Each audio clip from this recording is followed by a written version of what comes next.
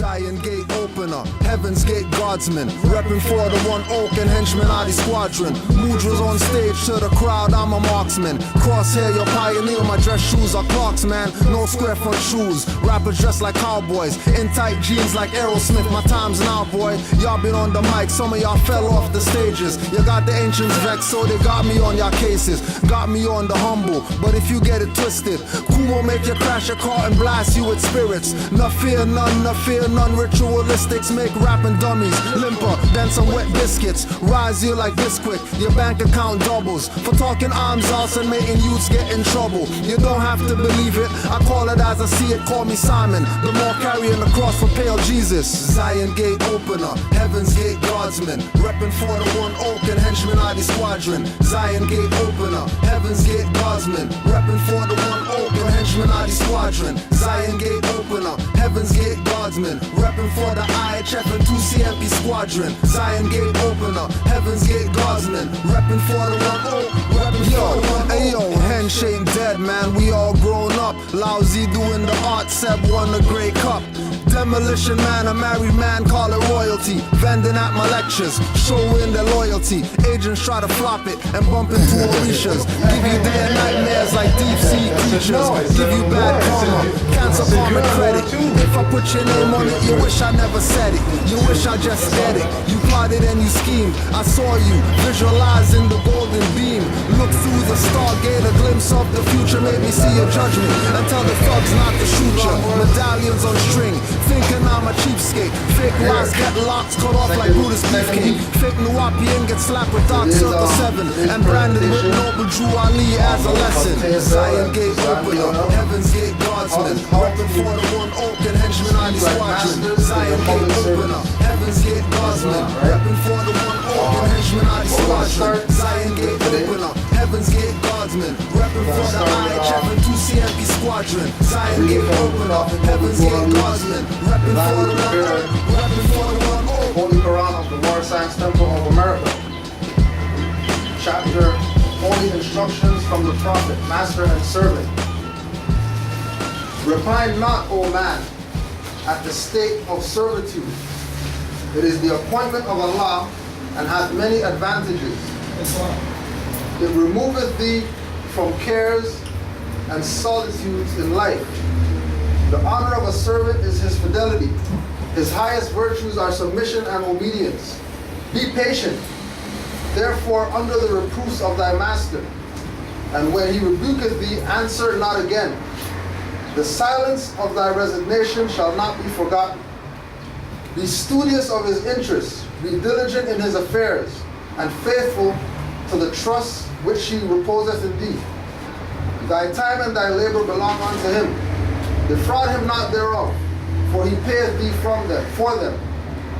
And thou who art a master, be just to thy servant, if thou expecteth from him fidelity, and reasonable in thy commands, if thou expecteth ready obedience. The spirit of a man is in him. Severity and rigor may create fear, but can never command love. Mix kindness with reproof, and reason with authority. So shall thy admonitions take place in his heart, and his duty shall become his pleasure. He shall serve thee faithfully from the motive of gratitude. He shall obey thee cheerfully from the principle of love, and fail thou not in return to give his diligence and fidelity their proper reward. Islam. Right? So we have, as we're coming into knowing ourselves, right? We have an obligation to not do what our ancient foremothers and forefathers did to their servants, right? Because that's why we're in the situation that we're in right now, right? Being cocky and arrogant with our found knowledge, right? We have to remember that they recognize who we are. They know who we are, and they're expecting us to deal with them on a certain frequency. And if you've gone on to the Made Tangible YouTube, Brother Fontaine YouTube, and you listen to some of the audios that he put up, you would see and hear how they accommodate all of his requests based on how he speaks to them. And we keep in mind also Noble Drew Ali and the divine warning that we must approach them in an intelligent tone. But if you don't approach with intelligence, you can't expect to be treated like you're intelligent, right? So today is basically going to be, I don't want to say protocol, but giving us instructions on how to have this wealth of knowledge that we have and speak it in a way that the listener is going to be receptive, but not shut us down because we're, thinking that we're attacking them or attacking their character or attacking the fact that they're foreign Europeans. They already know that they're foreign Europeans. They already know that they have no jurisdiction, but they've gotten comfortable in the position of being the master because we've gotten comfortable in the position of being a slave. So being that the tables are turned, just like everything else, we have to reframe ourselves, stop saying black, and we have to, stop calling this America, call it Morocco, and right, we have to do these things in order to get ourselves back in the right frame of mind so that the heart's in the right place, so that the energy that we exude is in the right place, right? So we're gonna start it off.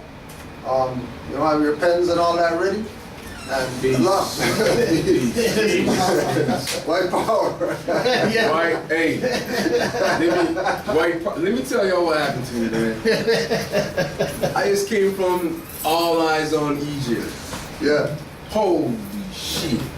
As soon as I stepped inside the door, man, I just knew the air was thick. Yeah. And I just wanted to get an unk. You know what I mean? I just wanted to buy an unk, but this dude was talking, he had his little session in there and whatnot. Yeah, a little class. So I'm like, fuck, I didn't want to listen to this brother right here, but whatever, I'll just, all is good, Sat down, and the brother's going off on this black shit.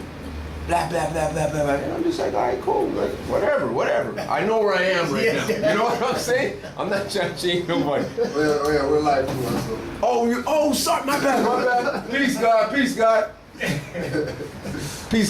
Yeah. We'll talk after. Sorry. I can't even try to take the show. Sorry, man. We all got stuff. Sorry, my bad. We all got stuff. Go ahead. So we're gonna start it up. If we get a round of applause for our good brother and our good sister, Brother Fontaine and Anaidah, Islam.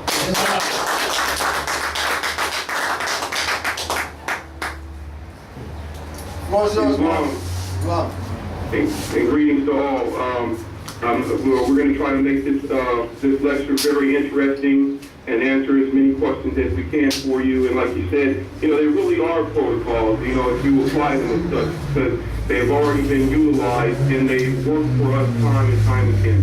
I know I've told you before in the past that, about CCing, and it's important, and I'm going to repeat that to you again. I like being repetitive sometimes because it takes a little time for it to sink in that not only listen to what I'm talking about, research it for yourself, and go and apply that information, because it's not so much about knowledge is power. No, the correct knowledge applied correctly is the power. And so, it's not about having a lot of finance per se as much as it is about the application of things that will get you power, and that comes from us being together in a unit. I want to read something to us that is important to all of us, and it's not too lengthy, but it does hit the point about so-called public officials. And this is coming from a book called The Law of Miscellaneous Commercial Surety Bonds, and this is an introduction that is written by James A. Knox. And this is coming directly from the American Bar Association. So, and they understand what they're supposed to be obligated to. It says, public official bonds have been required by statute for over 200 years. Federal, state, county and municipal bureaucrats of all kinds must be bonded, including treasurers, comptrollers, tax collectors, agency heads, school officials, even though we know they're not officials, county clerks, court clerks, sheriffs, and marshals. Such bonds may also cover defaults by subordinate officers.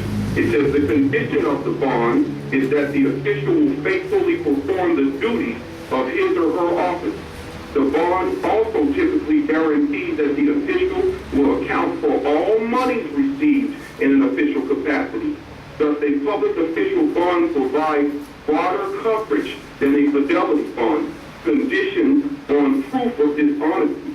Liability may flow from mere negligence, and in the case of a loss of public funds, not even negligence need be shown. The duty to account is generally strict. It says, in addition to the traditional three-party bond that individuals in certain high-level positions are required to post, governmental units often also obtain faithful performance coverage in the form of a two-party public official blanket bond. But it's going to tell you something that we should all know about blanket bonds. It'll say, these bonds are designed to protect against loss caused by public employees not personally required to furnish bonds, including lower-level officials. I'm going to repeat that again. It says, these bonds are designed to protect against loss caused by public employees not personally required to furnish bonds. And what did it just say? They need a bond in order to operate. And so I'm going to read further here. It says, employee blanket bonds may have a plethora of additional definitions, conditions, limitations, and exclusions, similar to what one finds in a financial institution or fidelity bond. These help express the intent of coverage, but the move to such instruments sometimes backfires as far as the surety is concerned. And I'm going to skip over to another page. It says a public official bond is statutory. A public official bond is usually statutory, which means it is required by a statute, and it must conform to that statute. But it goes on to tell you, but bottom line, the statute must be in consort with these words. Public officials do not have the power to contract away the rights of the public for those benefits, for whose benefit the official bond is required. So it just told on itself. It told you if they don't have a bond, they can't operate. And most of these municipal corporations are operating under blanket bonds. So we have a definition to bring because that bond does not protect them very well. It's used for something spread out in a blanket form for a week, instead of it being in a more condensed form of them having personal surety. And remember, they must personally be insured to protect against loss against the public. That's why the police are so naked when we start to write these writs. These writs cause some great damage. Don't think for one moment when we all send out writs en masse that they do not collapse municipalities, because they are very fragile. They are fragile to us being active in our proper person. And this is coming from the Bar Association. They just told on themselves. And then they went further and told you that public official bonds are statutory. And what that means is, we're not operating under statute. They are. Because in truth, when you look into the statute, they always try to cover up and codify that which is constitutional. Because they don't want it to ever be that they committed treason in that sense. So they'll just hide it.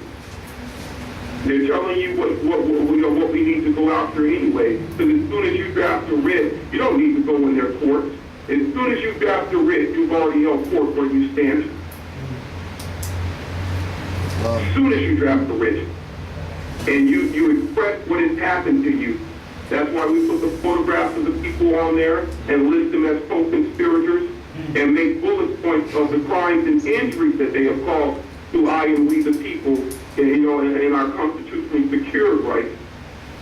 And when talking to them, you should talk to them from a standpoint that, let me put it this way, A lot of times I have to make them understand the master-servant relationship. I am the master, and they are the servant. And so I have to let them know that without question or doubt. I don't have to be arrogant about it. I don't have to be nasty. But I will not be treated with disdain. I will not be treated with disrespect because I have applied that which is mine from birth, my right. I should not feel like I have, I'm causing a tumult or a problem because I am applying that which is mine from birth, that which my mother gave me, my birthright.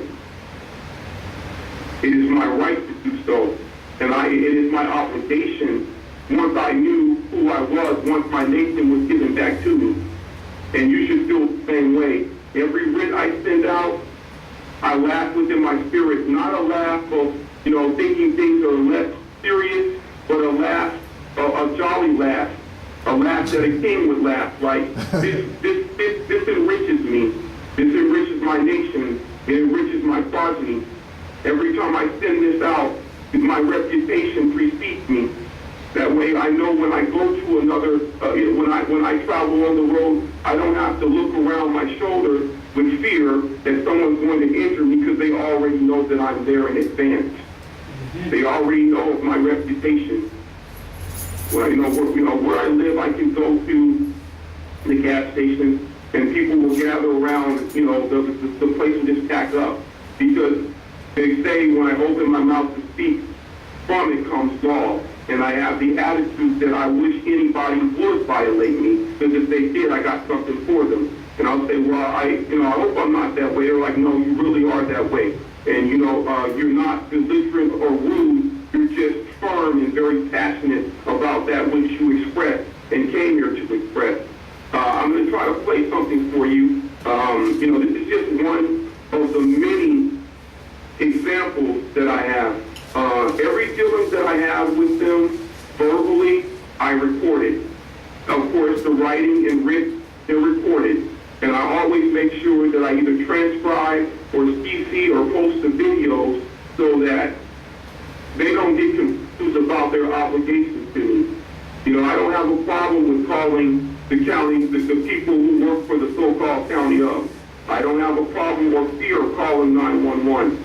When I call 911, they duck my phone number. Seriously. They don't say we're going to do this to you. They actually duck me because they recognize the political power that I have put in place. They recognize I'm willing to stand behind that which I told them I would do. I'm willing to make sure that I write everyone and let them know of the violations that they all are engaged in. And once their names are out there, remember, they're under those blanket bonds when they're supposed to have individual bonds to protect against negligence, malfeasance, and anything else that's on the table that violates the rights of the people that they gave an oath to secure. I mean, see if I hope that you're able to hear this. I'm going to put it on speakerphone and play it. This is to a lady named Patty who works for the county. Give me just a moment. We are about in regards to the... Are you able to hear it? Yes, we can hear it. Which tire and oil. Yes, he did. And I tried Can you hear it? Yes, yeah, we can hear it more. got a note back saying it was not a correct email address. Yes. So, and I know we read it back to one another, but reason it didn't come through. Can you for just a second on that at my desk? I need to go somewhere else. Problem at all. Now, she's going to put me on hold for a minute, and I've already written and sent out a masses of emails in regard to what I wanted to approach her about. And she's going to pretend like she copied the email address down incorrectly so that she can't do her job. But I quickly corrected that. And you'll hear it in the speech and in the firmness of how I spoke with her. I let her know her place, and I let her know my position. It's coming here, but I'm just talking to you as it goes past the point of the music that she left there. They'll play really dumb with you like they have no clue once you start asking for the things that you should be demanding all along. And that they know they're obligated to give you once you demand or request those things. And so I'm going to wait till the music passes, and I'll let you hear her response. Because me as though I was stupid, and then she found out otherwise. Let me see how far along we are. Here, she's coming back in. Yes, Teacher, let me just read this back to you. Before we go any further, I want you to know that I'm recording this phone call. That we make sure we get it correct. I'll send it to you in writing, and I'll CC 300 other people below as an embassy, because what happens is the U.S. corporation, it gets most of this. And so when I send out as many writs as I'm going to send out to other nations, that sometimes people may not keep their obligation, or they should live, and it starts to bankrupt municipalities. I'm sure I wanted to make sure that I email it to you to need the records, sir. I'm just making sure that you uphold your obligation. Telling you right now on the record, you have 1 day to respond to me with the information that I have requested. Can I take your email address one more time? Please do. Okay. No, well, you are a public servant. You have to stay on the phone with me until I'm done speaking with you. Have you forgotten that? I can help you remember. Again, I'm on the phone with you right now. I'm talking. Here's the deal. Again, when people drag their feet and don't show that they're going to keep their obligations, further, the point of issue of genocide under international law. If you do not know what this means, look it up through the UN, under the UN, because you're operating under admiralty, maritime law. So if you don't know what genocide is, be convicted of genocide, you need to go look it up. Conspiracy, complicity to commit genocide, you need to go look it up. I am not a corporate person, I am a natural person, in my flesh and blood, in propria persona juris, in my proper person, I am a nationality. I'm putting this on the record, I am not Negro, black, or colored. I am a Morris American national. Understand what that means. That means I am protected under international law of that Constitution for the United States Republic, as well as the state constitution for California Republic. So you have an obligation to secure my inalienable rights. My inalienable, I break it down in those syllables so you understand. Those are rights that cannot be aliened upon. They are allodial. If you have forgotten this, I'm here. I've been sent here to remind you of this. The United Nations and the rest of the world has already dealt with this ignorance and the little municipal corporations, subordinates. So I'm making sure you understand this. And I am not a citizen. 13th Amendment in its 20 sections, Article 12. And the descendants of Africans shall not be citizens.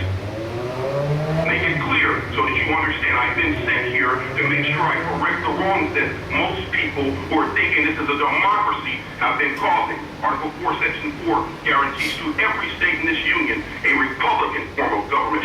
If you have forgotten this, I've been sent here to remind you. You are a servant. Act as such. I will treat you with respect, but you too will respect me. Liens can be placed upon those who do not keep their obligations in their private capacities. I am here in a peaceful sense, with love, truth, peace, and justice on my spirit. We've forgotten that because of secret organizations and secret societies, I'm here to remind you where it came from. Who uplifted you from your darkness into marvelous light? It was Moors like myself. Be reminded. With that, you have a pleasant day. Peace be with you. Could you hear it? Yes, yes, yes. This is, would you consider my conversation with her rude? No. No. Could you understand the firmness? And guess what? I quickly received the information that I demanded for free, without any charge. Islam. I always do. because they recognize I understand the master-servant relationship. I am the master, and they are the servant, and they are in my house. And when they get out of line, it is up to me to check them, no different than I have to check my children. And you have to put them in that position by letting your reputation precede you. And the only way that can happen is for you to write, to expound upon that which they've done to you, the violations that they gave an oath to secure. And when you start putting their names out there and their photographs, they recognize their obligations, because now their financial positions and personal life is starting to be affected. You can tell that she was upset that I put her in her place, but there was nothing at all that she could do about it. When I called to the police station, they released the people that I called there for, because they recognized my reputation for being ardent about uplifting the people and spreading around the globe that which they are doing corrupt. I don't do it by myself, but yet still, I'm still putting it, giving energy to it. And I said that as a cue so that Mother Anaidah will come in and speak with me on this as well, because she's usually with me when we are implementing, these particular things, or I would at least call her immediately and play for her. Yeah, I have so many recordings because, like I said, I record all things. You should too, to have a log in the history, because one day we will stand before the world court, and the whole world will see of the crimes of genocide and the wrongs that they have inflicted upon us, the wrongs that mankind has inflicted upon man. Islam, Mother, do you have anything to say? Islam. Islam. Islam. I can hear you. The Islam family. The beautiful thing about what Pompeo just did is that everyone should be moved. Now, I'm going to have to get a little familiar with how Canada is situated. But on this part of the continent, all of the corporate, all of the counties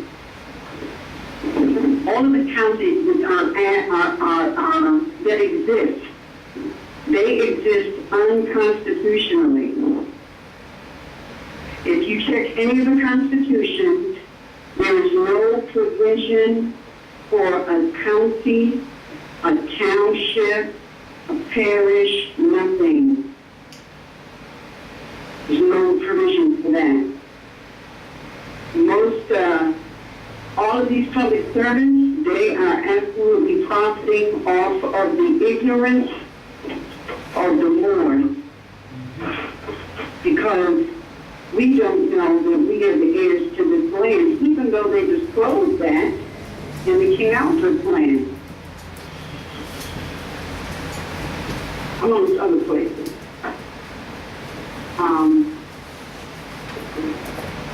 What Fontaine did, it might be fearful to some people. Let me tell you how you get over the fear. You study. Study very well, because you heard that European daughter? She was not very bright. You must become the masters that you already are. You're the ancestors returned. You're supposed to know your own stuff. You ain't supposed to be guessing. There's no trial and error here. Everything is on the knowing level, not the guessing level. Now, I tell people quite frequently, all the time, study, study, study. And I know when people really start studying. Because when you start studying, you will branch off into so many different areas that you will not be able to go to school. You'll find yourself branching off into one area, and you'll say, okay, in 10 minutes, I'm going to shut this down and go to sleep. And an hour later, you're in 2 places Because there's a lot of power in information, but only if you apply it. They have been saying knowledge is power. That's a misconception. Knowledge is only power if you apply it. And the first place you need to apply it is to self. I can tell you from my own experience, first time I walked into a court, my knees were shaking because I was afraid. And I dug into the book and I studied everything. I started with Constitution, brilliant place to start. How many people has looked up in the Black Sword Fourth Edition the definition of legislature, executive, and judicial? You will be amazed at what you find in there. When you see words in the Constitution, do not take any of it for granted. Meaning, don't say to yourself, well, I know this word. I don't need to look it up. Look up everything. Look it up in the Black Sword Dictionary, get a Bouvier, look it up in there, get a Valentine, look it up in there. Look it up in an unabridged dictionary prior to 1965. Look it up in the etymology dictionary. Google it on the internet. Once you get a thorough comprehension of what that word says and you start tying it all together, trust and believe. You will not be afraid anymore. You will begin to comprehend just how much power you truly have. And when you get to that place, your energy will precede you. That's what everybody needs to get to. That's why I say study, study, study. So that when you grab the writ, the energy of that writ moves the mountain that receives it before you even show up. Islam. Islam.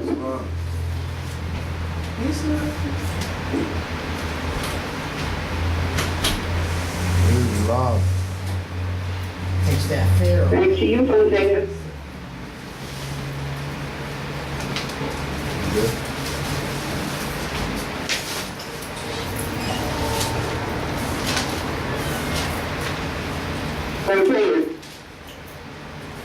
I'm sorry about that. It was on mute. I was saying,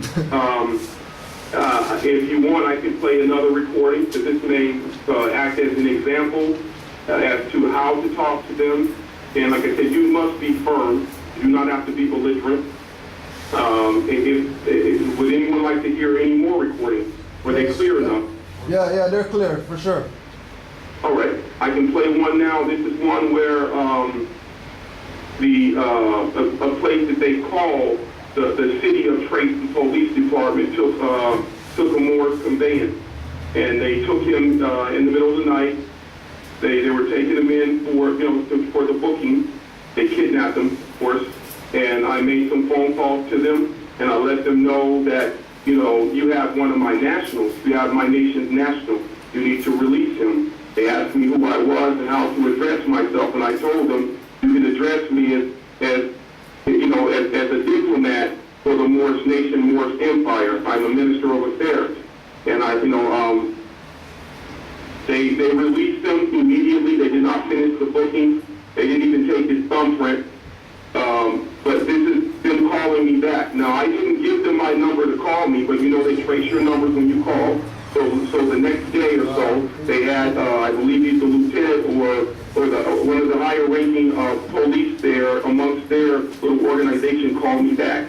And he's trying to find out, he already knows who I am, because all the people of the area where I live in, they're all related, who so-called operate in government. They happen to be of Portuguese descent because they colonized this region most heavily. But I'm going to play one of these recordings of me talking to him to let you know that I wasn't just firm with the woman because she was a woman. I'm firm with any of them, male or female, because I want them to know that this is my right, and I will not let you trample upon that with no regard. I won't let that happen. Here it is. for me. I'm recording this for the record. You gave an oath to the motor vehicle code and not the Constitution? That's illegal. Illegal? I just told you I'm recording this. You are a public servant. You are a public servant. I just told you I'm recording this. I have the right to do that. I just told you I'm recording this. Starting when? I just started recording when I said I'm recording this. Okay, so now we're officially being recorded. Oh, yes, you are. You remember, your phone call should be recording anyway. Okay, so what is your question, sir? My question is, what did you give an oath to? For the record. I'm not here to answer that kind of question. You are a public servant. Oh, you better. So you know what? So what I'll do, I'll make sure I get your oath of office, and it better be in order.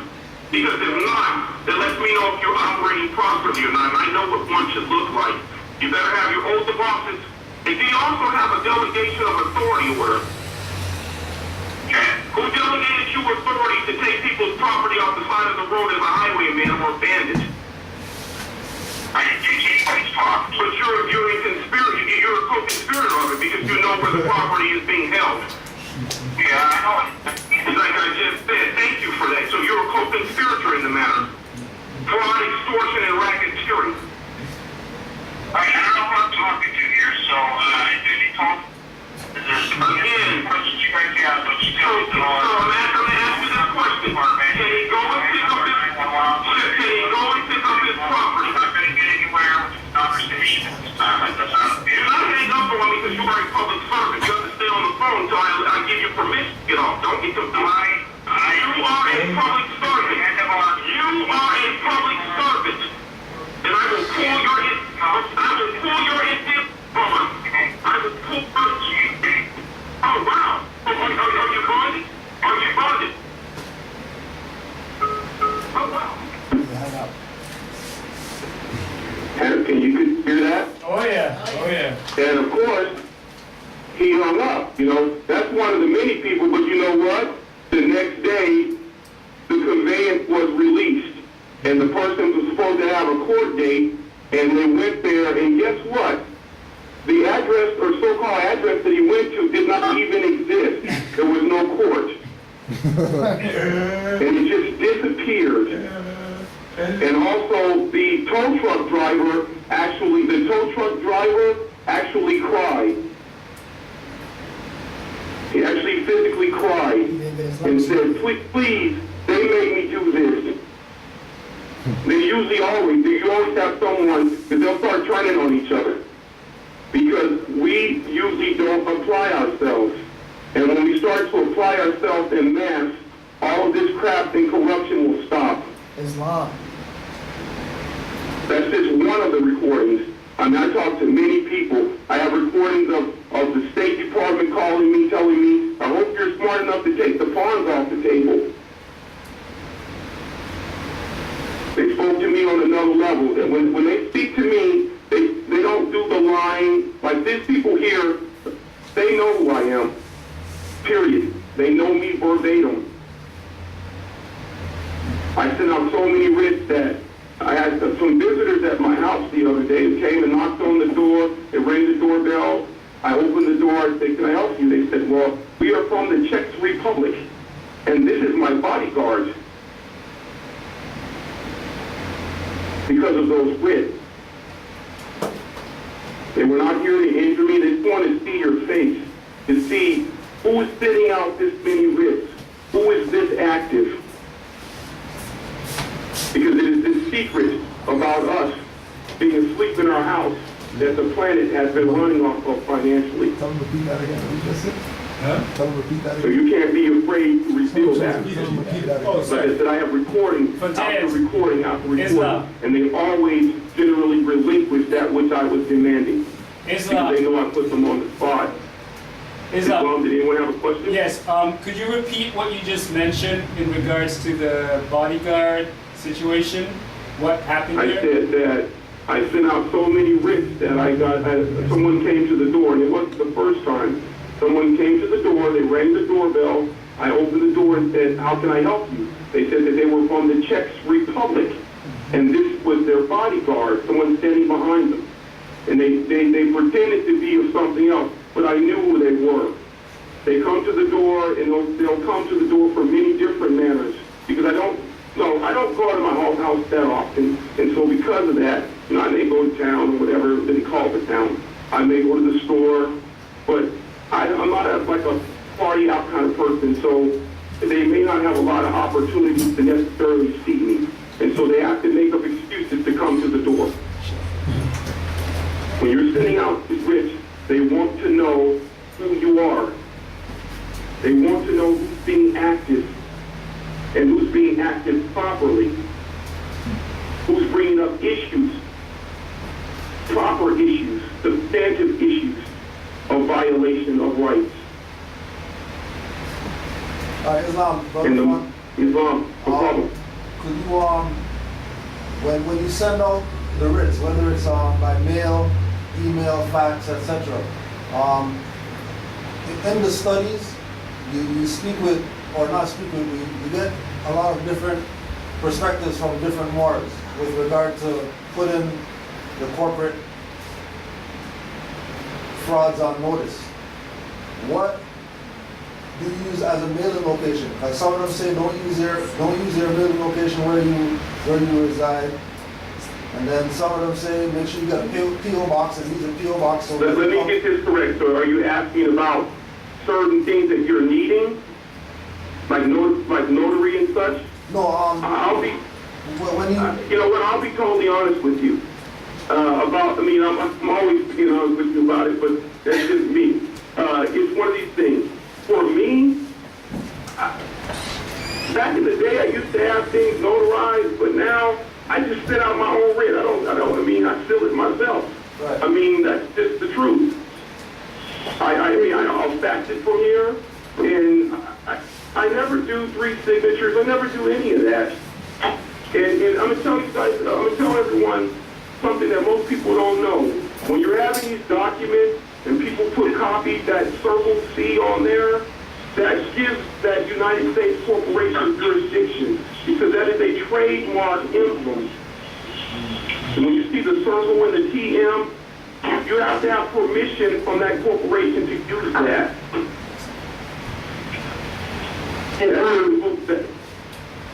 right. Well,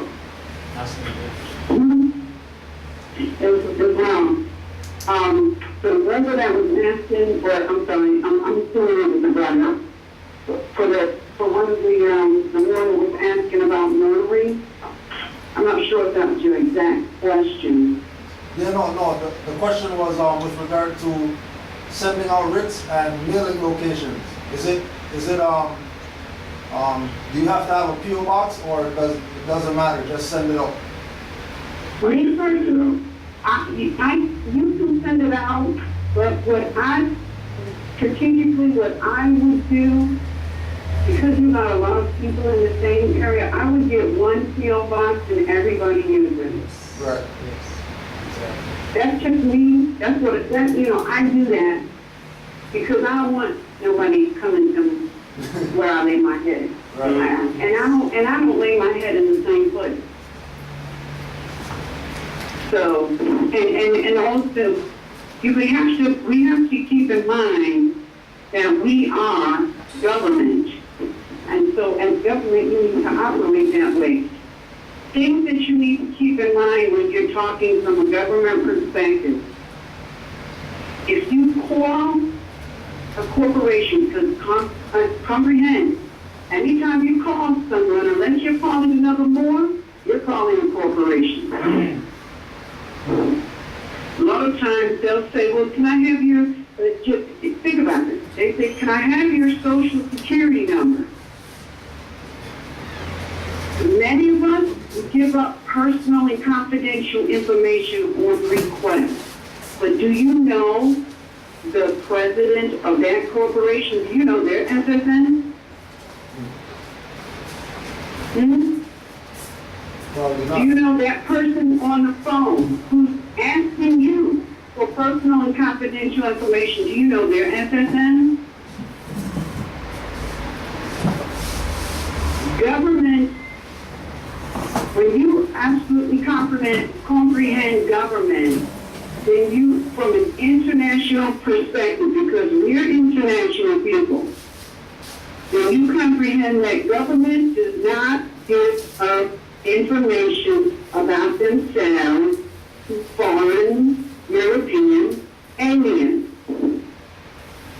Never. Now, I know a lot more, you know, and I'm not knocking anybody, but I do this, I don't do this. But there's a lot more that they do, you know, use notary. I went and did some research on the word republic. Notary public just means somebody who knows how to write. So it's been, and that information is on RBJ publication. But here's the thing. If you absolutely comprehend that you are government, why would you go to a foreign government to have them validate who you are or your signature? One of the ways that you can always keep things straight in your head, this is what I do, is I ask myself, would Chavez do this? I don't think Chavez would do this. I don't think Castro would do this. You know, I don't think any other people of another nation would go to foreign European aliens and say, can you notarize my document? That is to me, that's just my feeling, that's my opinion. I'm not knocking anyone. But to me, that's saying you don't understand government principles. I'm the government here. I'm the supreme government. I'm the only government on this land. So I don't need you or anyone else to validate me or tell me that my signature is authentic or that document is authentic or that I have authority. I know I have the authority because that's how you got here. I'm the authority. So we need to get our concepts and our mental comprehension straight.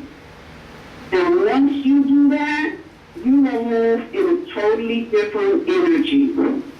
It's wrong. This should be called comprehending the master-servant relationship because that's what it is.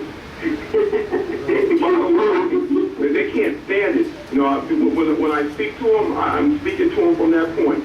You are a servant. And they don't like it because for so long, these servants have been acting out of line. And just because someone is in a servile position doesn't mean you have to mistreat them. But I know, this is just me. Someone may take it as arrogance, but I don't. I take it as myself. I carry myself with a certain level of confidence. I am a very confident person. I don't recognize failure. I'm sorry, that's just me. And when I say I'm sorry, I really don't even mean that. That's just the truth. That's not arrogance. I know, especially from studying, I am of a noble lineage, and through my veins, you know, flows the blood of royals. Why would I have a peasant tell me what I need to do? I refuse to let that happen. And if someone accepts that and takes that as arrogance, so be it. To me, I know who I am, and I'm going to carry myself in that fashion. How can someone come to my house and tell me how to carry myself? What I can and cannot do? They're confused. No, I do not have a driver's license, nor will I ever get one. No, you will not make me. And I'm not going to say, am I obliged to do so? I'm not going to do that. I'm going to ask you anything. I'll make demands. These people of our lineage make demands. They will never be of noble lineage. I don't care how hard they may try. They will never be of noble lineage. They may do a noble deed, but they will never be of noble lineage. That's just how it works. I am of my bloodline. I am of the bloodline of my mothers and fathers. That's all I will be, and that's a lot. So I carry myself in that manner. Now, if I'm to be punished, injured, or what have you because of it, and I hate to even call it punished, if you were to injure me because of that, so be it. But I didn't stand there and cower and let you abuse me when I knew I was in the right in the first place. I refused to. I refused to see them abuse other people in my presence. That would be the same as me causing that injury. I refuse to be a part of that. I refuse for you to tell me I cannot stand here. Who are you to tell me I cannot stand here? You're standing here. You put your boots on the same way I do. But you know what? The leather that you used to put that boot on with, the leather that boot is made of, came from my house. You should consider yourself privileged. The guest should consider himself privileged. But these at this point are uninvited guests, especially if they're here violating.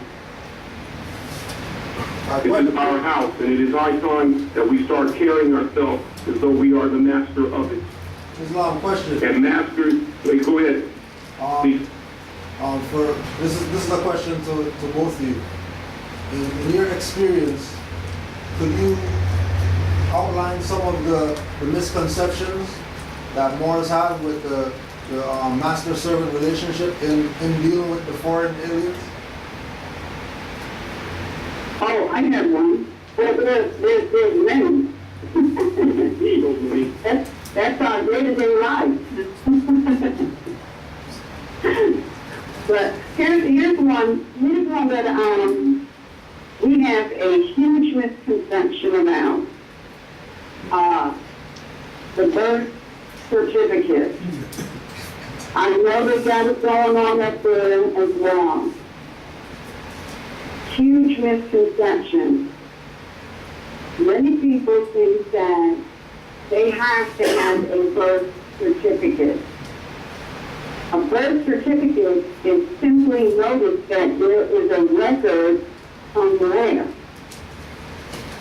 However, since we are the heirs, this is our land, and you're in your house, we never, it was never supposed to be where we could in any way, shape, or form be considered citizens and or members of any of these foreign European alien entities. However, you have a lot of Moors running around, and this is a European concept. They say, well, we got to get an authentic copy of the birth certificate, and it's got to get notarized or certified, and then once we do that, we can start making all these corrections and we can stop. Number one, if we read the original 13th Bill of Rights, Section 12, it says that those of African descent can never be citizens. Citizens of what? Any of the Union States. Any of the foreign European alien colonies. And there's the penalty if that is breached is death. Now, what the foreign European aliens have done is not only have they violated the Moors in forcing them to register themselves as fixtures to a corporation, but they've also violated the covenant, that would be the Treaty of Peace and Friendship, where we gave the original Europeans permission to come here and live in peace. Those people also are forced to register themselves as fixtures to a corporation. We as Moors, if we study, we ought to see that birth certificates as evidence of human trafficking. Now, if we were all to draft up writs regarding those birth certificates and make a copy of that instrument and send it to the world court, things would change very quickly. We as Moors have got to stop chasing the Federal Reserve notes. We got to stop trying to get things, because you already are an heir, so you don't need to try and get things. Getting things is a trap. That's a huge misconception that many of us have. And I'll give you another misconception. Because of these birth certificates, they say, well, but depending on where on the land you were born, that's where you are a alleged citizen. Well, as a Moor, your citizenship is determined by blood, not place of birth. The reason for that is because this, when we say we're Aboriginal indigenous to the land, that means no water separates the land. Correct? Is that not correct? Islam. Because what is under the water? Land. Exactly. So when we say we are Aboriginal indigenous to the land, that means planet Earth. That means we, by blood, are tied to planet Earth. Now, what happens if you remove planet Earth from this solar system?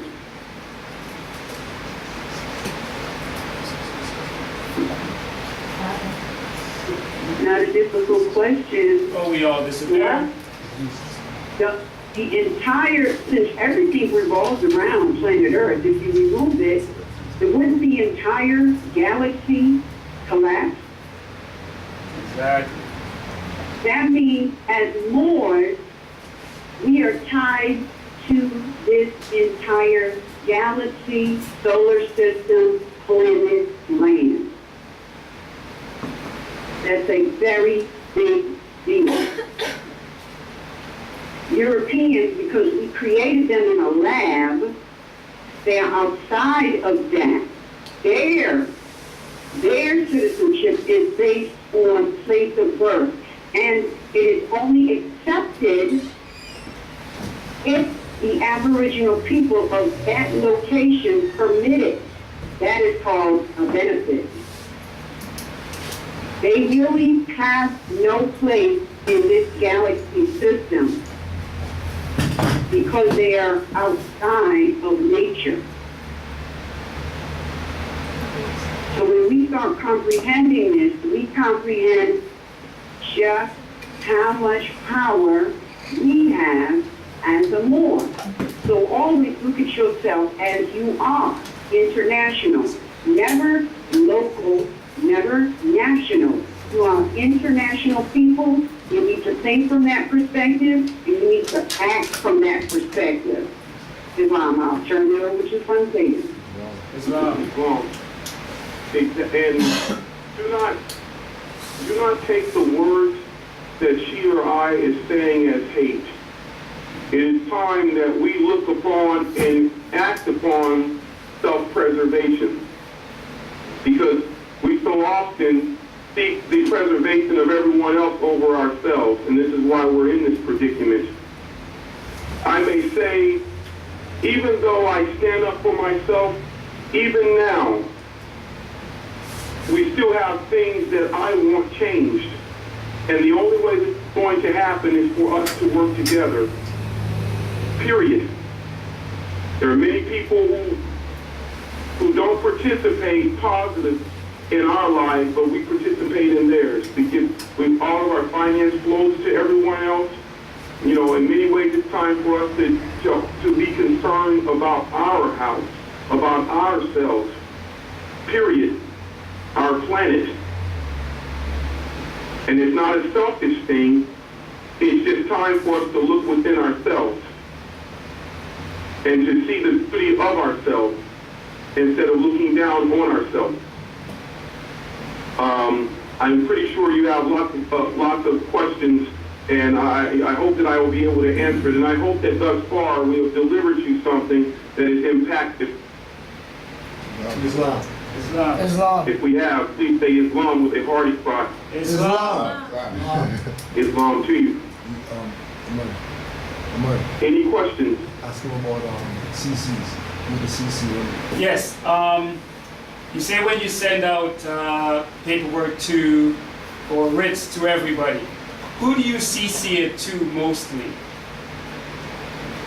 I'll explain it like this, and because I know you live in a particular territory and you do business there, you travel, so on and so forth, and I'll explain it to you. I send out to all of the embassies, of course. I'll send out if you have a particular version of the Justice Department, if you may have a governor, so on and so forth, and that means that if there's a florist shop, if there's a coroner, if there's a bowling alley, if there's a car dealership, if there's anyone there, because most of the time these businesses that are large, they all are part of a secret society. That's why a lot of times they're in that position. I send out to everyone. And the reason you do that is to put the fear in them and to let them all know that you are awake. That way that they may not have the conversation with you, but they all get to talking. And so when you go to a little gas station or a little business and the person there, behind the countertop may have at one time may not have spoken to you, but now they do. Now they call you to the front of the line as a guest. Now they tell you your family is welcome to have that. Is there anything we can do for you? Because they recognize that you are awake now, and they always knew that it was your house. That way everyone knows. Leave no stone unturned. Because your job is to make sure that they're talking about you. And they recognize that all of the dirt that they've done is going to be revealed. And you're not just going to sweep it underneath the rug again, you're going to get rid of it. And you're going to do it with great might. Once they know that you are awake, rest assured, they keep their distance because it doesn't behoove them to bother you any further. It really does not. Am I making any sense with what I'm talking about? Islam. Well, can I make a statement? Please do. Yeah, the reason why I asked as well is this week something happened where I've sent out my writs to certain heads and courts or whatever, and I got a response this week. They literally, within 2 days of me sending it to them, they sent it back saying, our office don't deal with this matter, you have to send it to this other office. So basically they're passing the buck now because obviously we know what's going on. Right?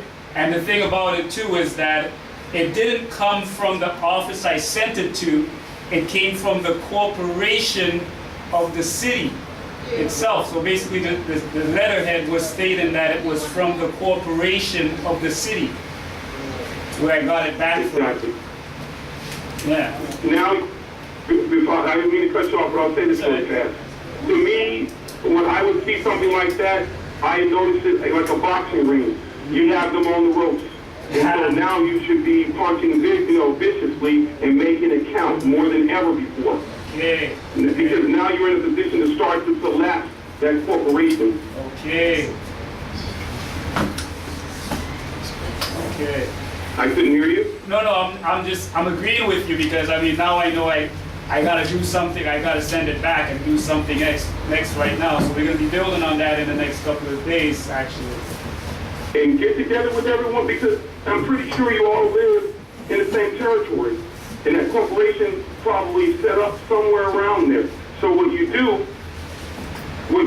is together you have them on the ropes. You all should just send out mass faxes and writs and emails. Yes. What that will do is start to collapse it. You're going to start to see layoffs. like the beautiful city of Memphis.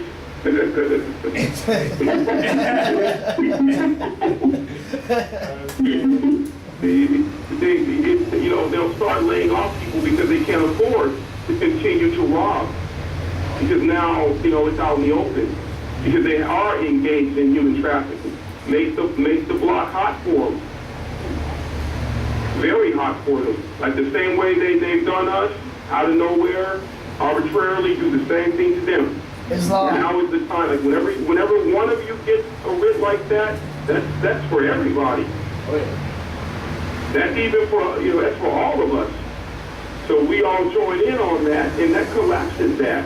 And especially if it's a larger corporation than others around it, it's going to suck in all the other smaller corporations that get residual income off of robbing people. Islam. They'll collapse too. Okay. Question It's for not difficult. It requires our activity. this question for Today, I would Anaidah. like to definitely feed off the questions of the people. You know, please ask us questions. That's what we're here for. Questions lead to answers, lead to activity. Question for Sister Anaidah.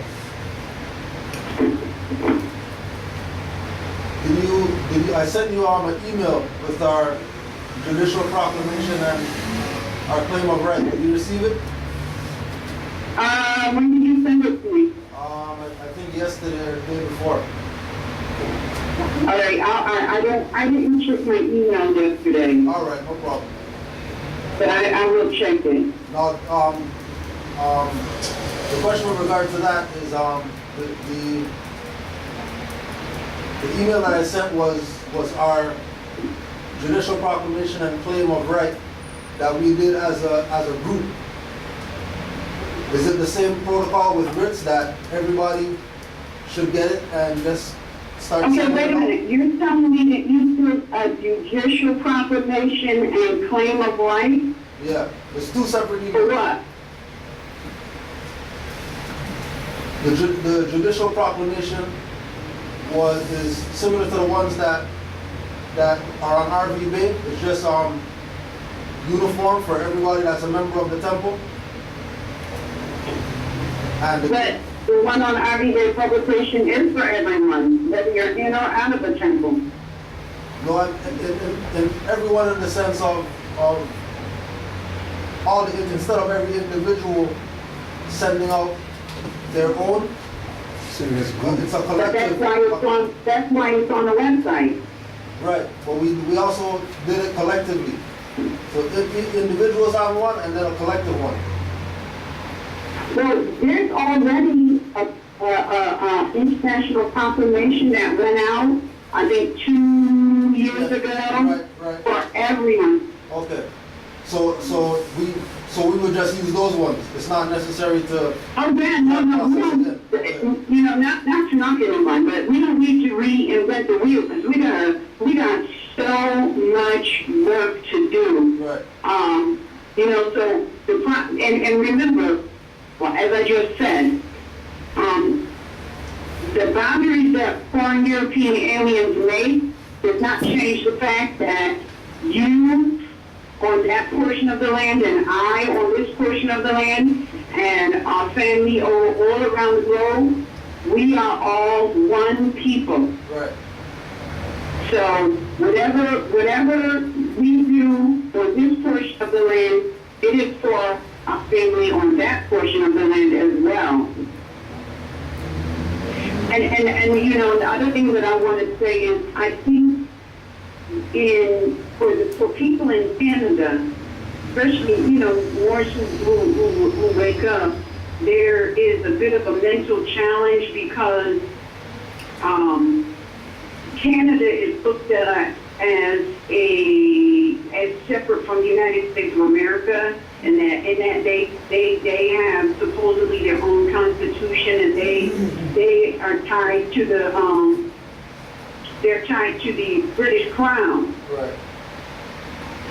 But in truth, once you declare yourself as a Moorish American national, that puts you under the Treaty of Peace and Friendship with it, which is tied to the American Constitution. Right.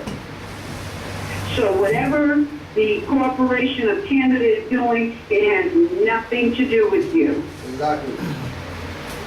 You know, but we want to study what they have so we can come up with effective strategy. Because, you know, they might come up with different names and things that they call themselves, but it's the same. Yeah. So from a perspective of like drafting up a writ, for example, I'm not sure what they call the police over in Canada, but they call them a different name. They call them police. Oh, they do? All right. It's just All right. the different levels. There's 3 different levels of police, but it's still all the same corporate fraud. All right, all right. So, because over on here, you know, when you start moving from corporate state to corporate state, it becomes a mental challenge. And see, this is why I say we have to study, because when you move across the land, you got to recognize that you're moving past various different corporations. So you have to be able to think on your feet. And the only way that you're going to be able to do that is if you're studying. For example, everybody knows that the Supreme Court, whatever Supreme Court decides, that is the law of the land. That's Article 3, Section 1 of the Constitution.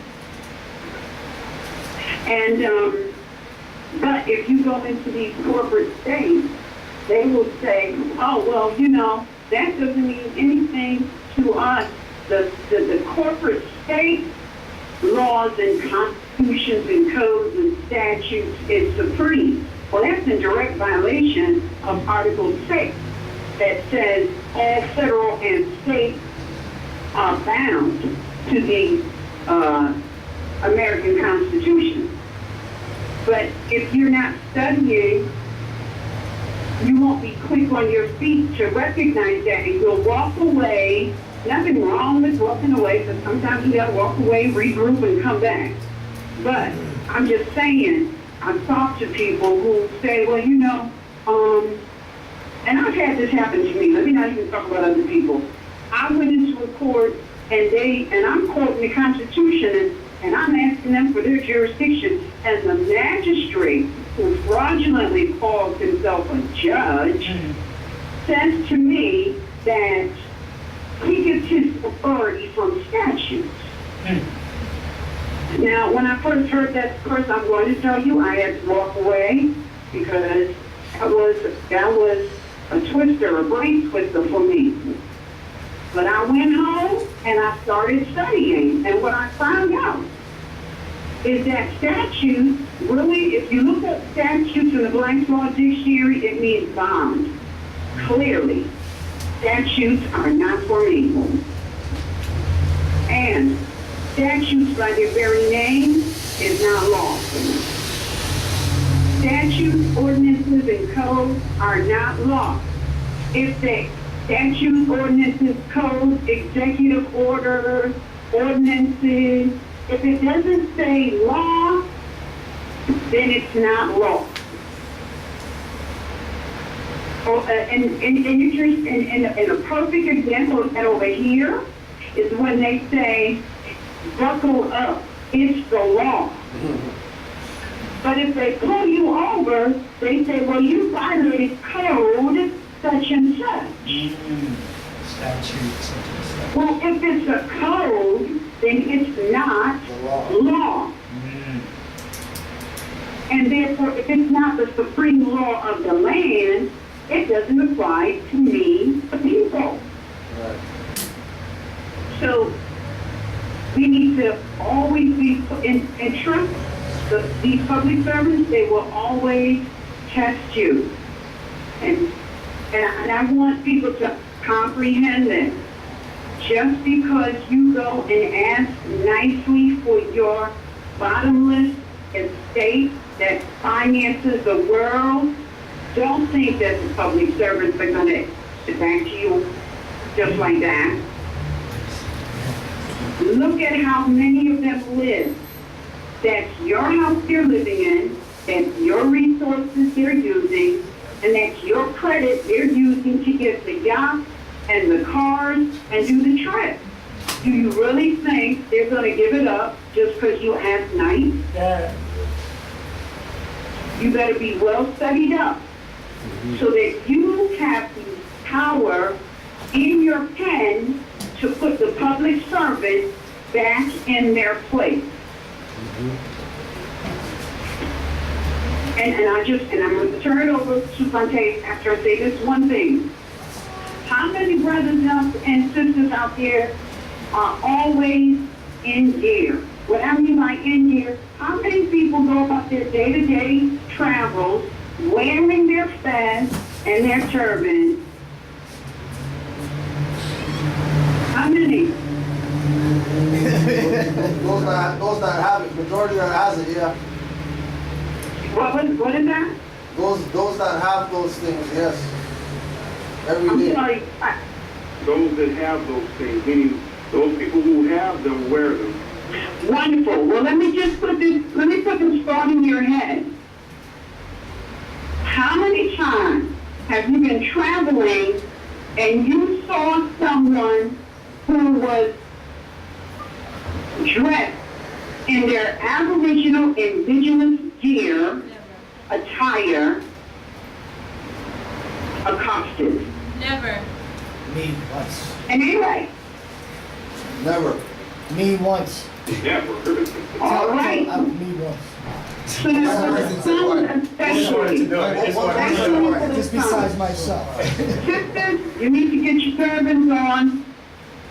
You need to be representing your nation at all times. Son, if you don't have a fez, you need to get a fez, and you need to wear it at all times. Because if it can prevent you from being mistaken for somebody who's Negro, colored, black, African American, why would you not wear it? Islam? Islam. Yeah, I wear my pants wherever I go. And I would feel naked if I accidentally forgot it. I wear it all the time because I recognize how they treat you when you have a pants on. Like I said, And that's true. I can go to a store and I don't have to wait in line. They'll all pick up their groceries and move to the other lane. And I'll say, no, this is how it works. You go ahead on. And like, no.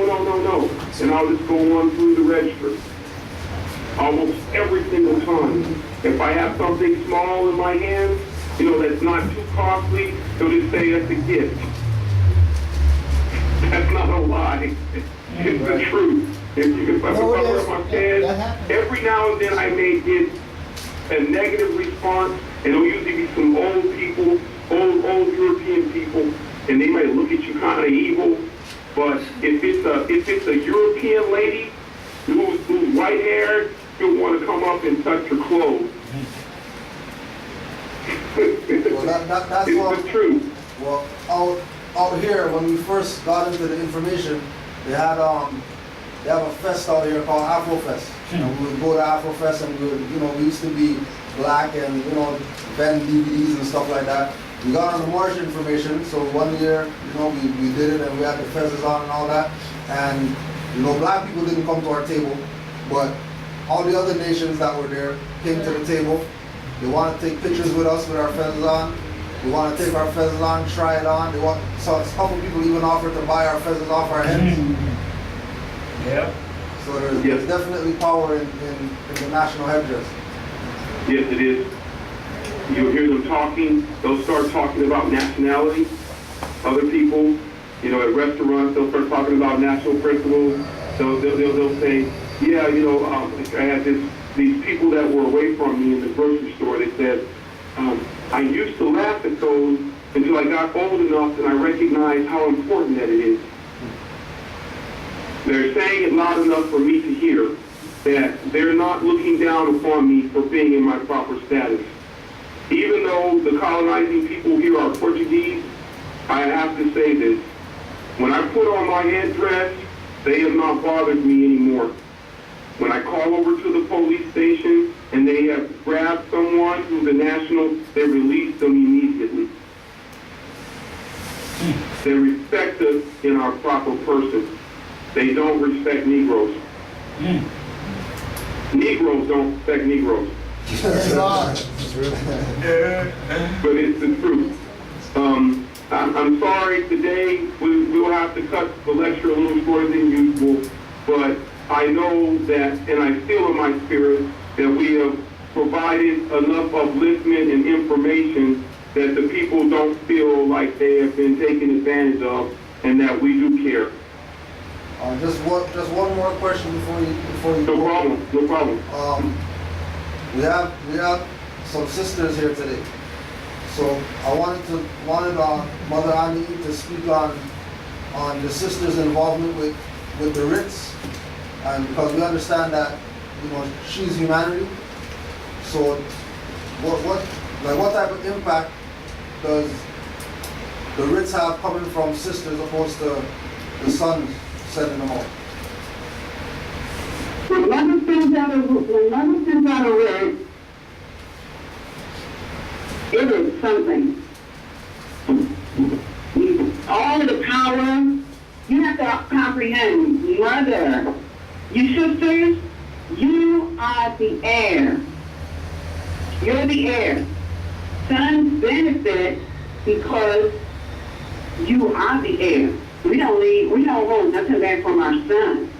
So they benefit automatically because they are our sons, but you are the heir.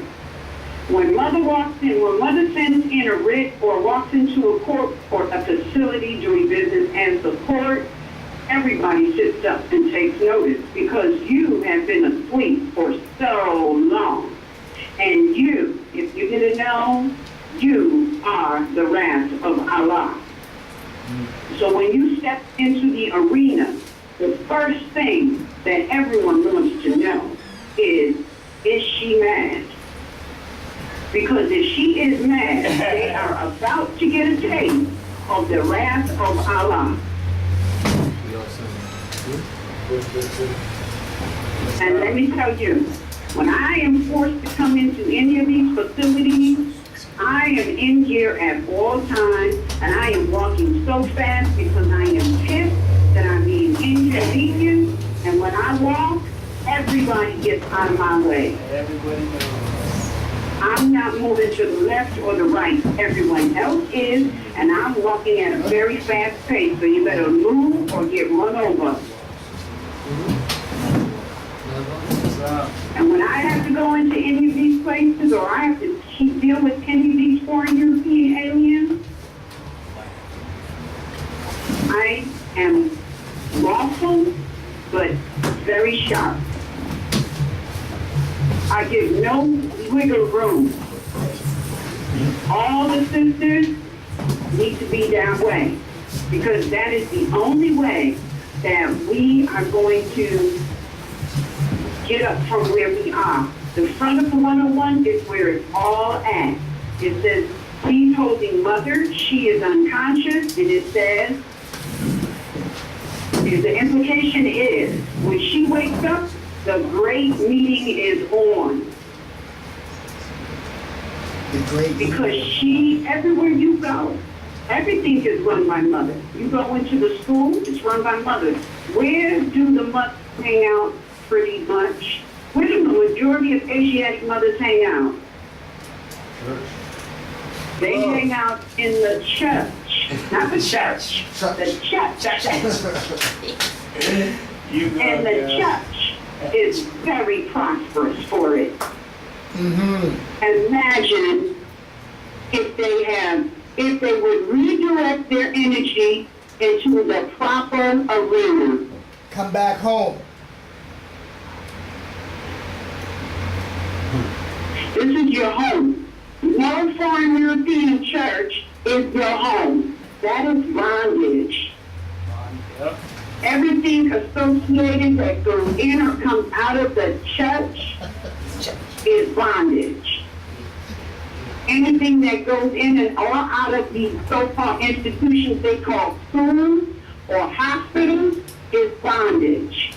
We as a nation, because see, everybody's looking at this as the rise of the Moorish nation. It's not the rise of the Moorish nation. It is the rise of the Moabite nation. But we have to go through our sons, and we need to wake ourselves up.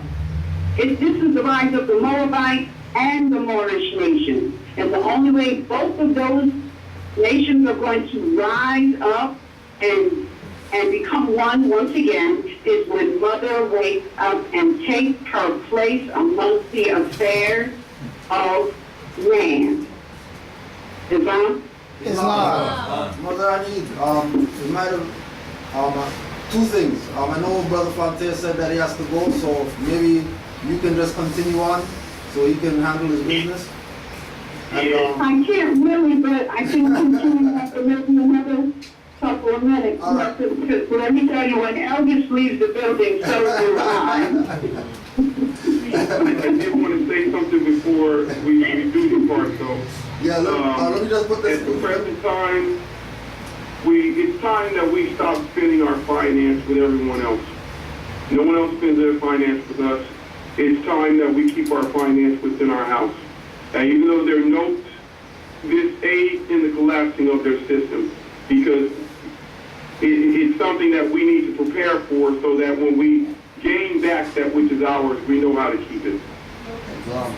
And we need to consider, if we put our hands on something, is this thing here going to stay with us? And if it's something that you're taking off the table, as I would say, I would do it. Other than that, I would stop spending with every other nation until they learn to respect us. Until they learn that we are in our proper person and they have to respect us in that person. And again, I hope that this day has been productive and that you felt our spirits, because I definitely feel yours, and I'm glad that you would even consider to have us on again. Absolutely, Islam. Islam. Islam to all. Just one. And again, I laugh and say, I appreciate someone listening to me talk. Yeah, so thank you for everything. Islam. Just one thing, Sister Annie, before you go. Yeah. You said it's the rise of the Moabite and Moorish nation. And that might have went over some people who are new to the different perspective between the Moorish and the Moabite. Could you just elaborate on that, please? Sure. The Moorish nation was the existence of the Moorish nation came about through the permission of mother. And so that's how you have the Moorish nation. The Moorish nation is the nation that like I said, was created by so to speak, grant of mother or permission of mother. Since if we know that on this land, the authority, this is a matriarchy. All right, that means that mother is in charge. Mother represents the Moabite nation. So we have to help our sons, we have to raise up our sons, but first we have to raise up mother. Because, I love my son, but I talk very strongly to my sons. Many of them think I don't like them. Yeah. But if that's not the case, I don't have a problem with a son who is very active. I just want you to be correct when you're active. And when you go and do things, not you per se, but when a son goes and does things prematurely, you make the nation look bad. And that's when I have a problem. Wow. So our place in this universe is as a Moabite nation. Now you'll hear people say Moabite and Moabitess. There is no such thing. There is no sheep and sheepess. There are only sheep. Islam. There is no grand sheep and grand sheepess. There are only grand sheep. The temples are a mental institution. prostitution. They are for people who are coming out from under the spell of the Christian crusade. Islam. In this universe, the ones who minister the children back to health is mother. Key word there is minister. Now that means all grand sheep operate as minister. And so that means that your grand sheep of the temple are supposed to be mother. Nothing against the son, because what Noble Drew Ali brought, what Noble Drew Ali did, was he took that position while mother was asleep. That's the Moorish nation assisting in the rise of the Moabite nation and keeping everything in order. But when she wakes up,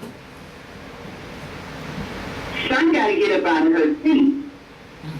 Everything must be put back in order. This is the fight we have now. Many people think that our fight is with Europeans. Our fight is not with Europeans. Our fight is, this is the fight between mother and son. Yes, Islam. And much of the fight, it is orchestrated. Because Europeans know that sons have very delicate egos. No offense, but sons have very delicate egos, and it's so easy to set them off, and the most convenient person to turn them against is mother. Islam. We must stop allowing ourselves to be manipulated in this fashion. There has never, ever, ever been a war between the Moors and the foreign European aliens ever, and there has never been a war where they have won anything. Every war, if you do your history, has been between Moors and Moors.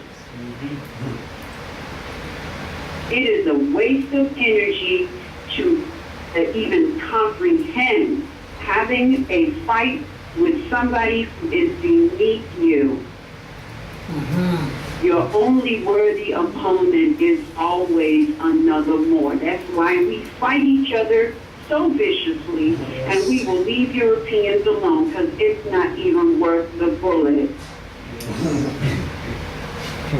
We allow ourselves to be set up by foreign European aliens. One of the best ways that they have to set us up is the relationship game. This is a very, very, very strong subject for me, and I've been talking about it, and I'm going to piss off some sisters, but guess what? It's too bad. You got to wake up. This whole child support issue, it is a set up. I'm sure they have something like that in your area. Oh yeah, oh yeah, oh yeah. It is a set up. You must study and think. If you are an heir, and everything your son got, he got from you, why would you need to go to him to get your stuff? Islam. The person who is holding your inheritance is not your son, it is these foreign European aliens. Islam. But he sets mother up to war with her son by telling her, your baby will starve if you don't go to your son and get as much finance from him as you can possibly get so that you can live in a certain manner. That is a setup.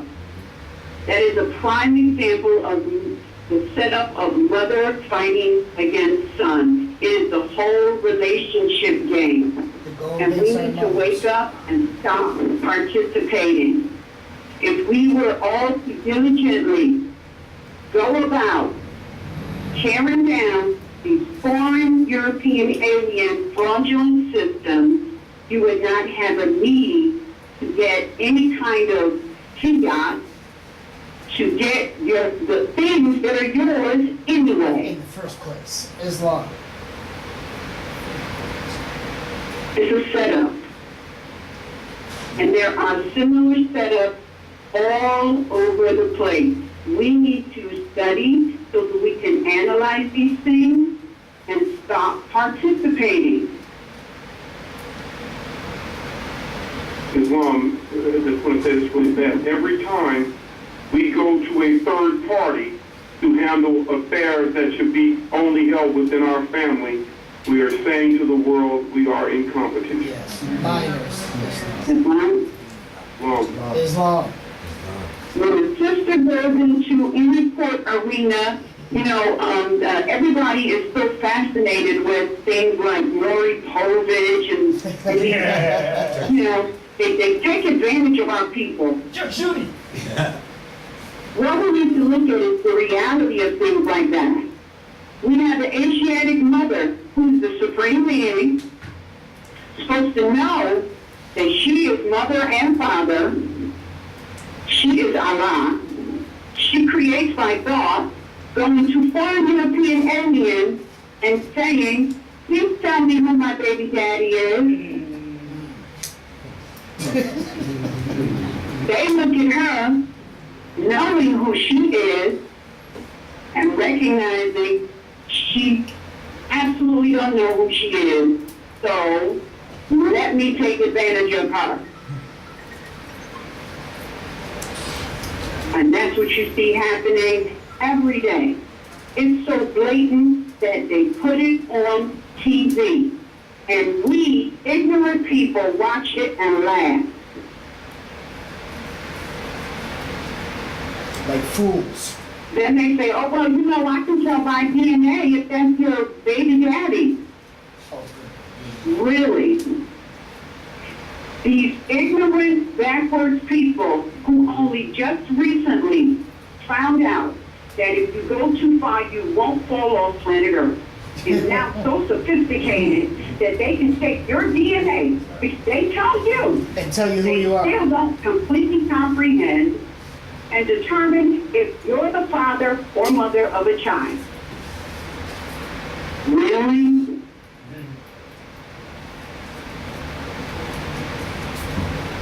Science tells us that any child is only a child of mother. It's chapter 1 of the Holy Quran. Man is mind, and that mind creates by a seed. The seed is not a sperm, it is a thought.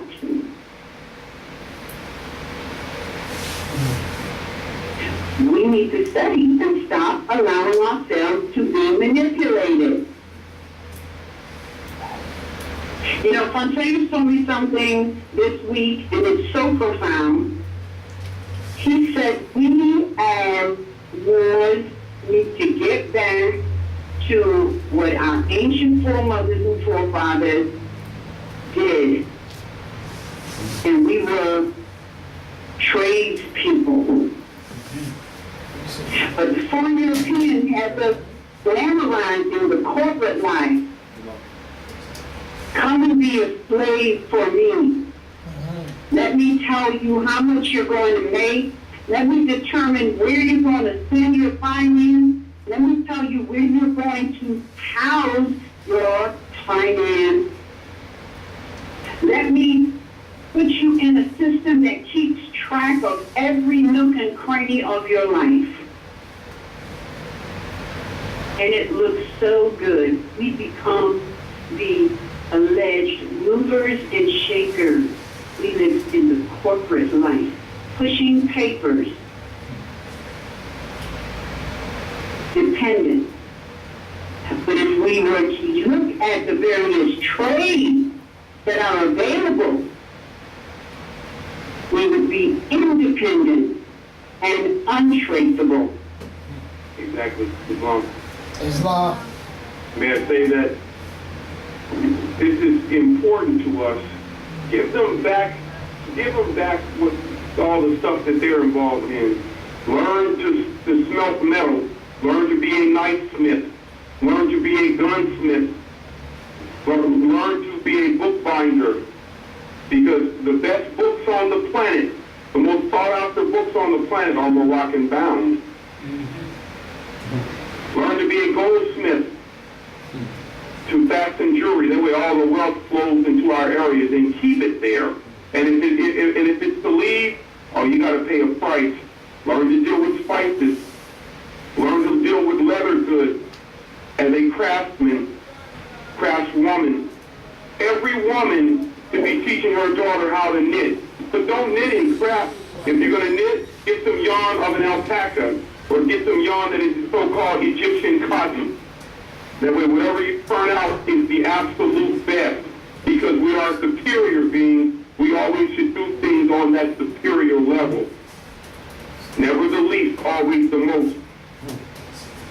And we should look upon that everything that we do is a reflection of the nation, is a reflection of ourselves.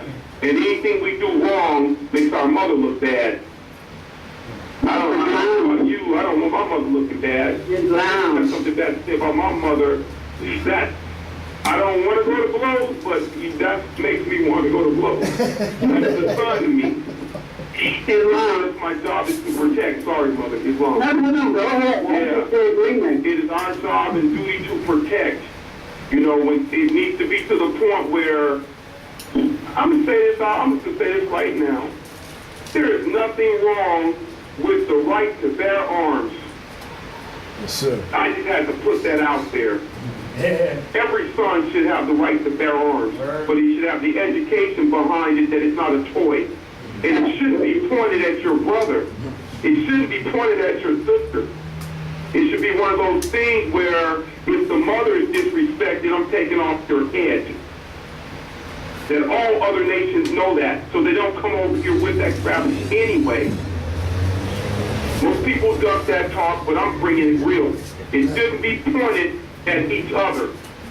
I'm not saying go out and point it at the next person, but I'm saying is be a man about it. Why should these people sit there and violate us? I don't care what they have. Islam. If a man over there on the other side can throw a stone at a tank, I have a great deal of respect for him. I have a great deal of respect for him. We have access to a lot more than he does, even though this is a peaceful thing. I don't want anyone disrespecting my mother. I don't want anyone disrespecting my household. They should know that we are men, and we have a place here. Our place is just like in the ant kingdom, just like in the kingdom, or my bad, I said kingdom. There are no kings in that, I just queens. And if we get to use that title of king, it's because the mother gave it to us.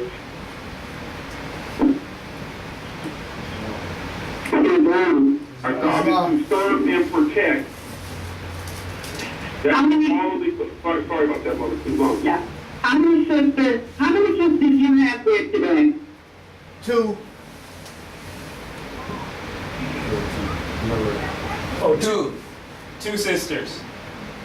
How many? 2 Two. fine sisters, 2. You got a few. Yeah, two. Yeah. By show of hands, Islam. how many sisters know how to sew? Not a soul. Yeah, so? Knit. Knit?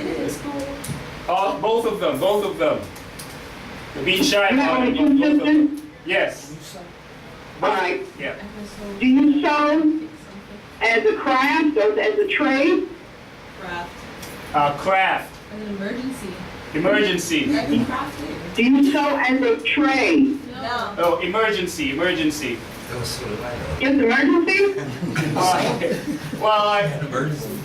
What emergency? Like when we do like crafting, like so what we make.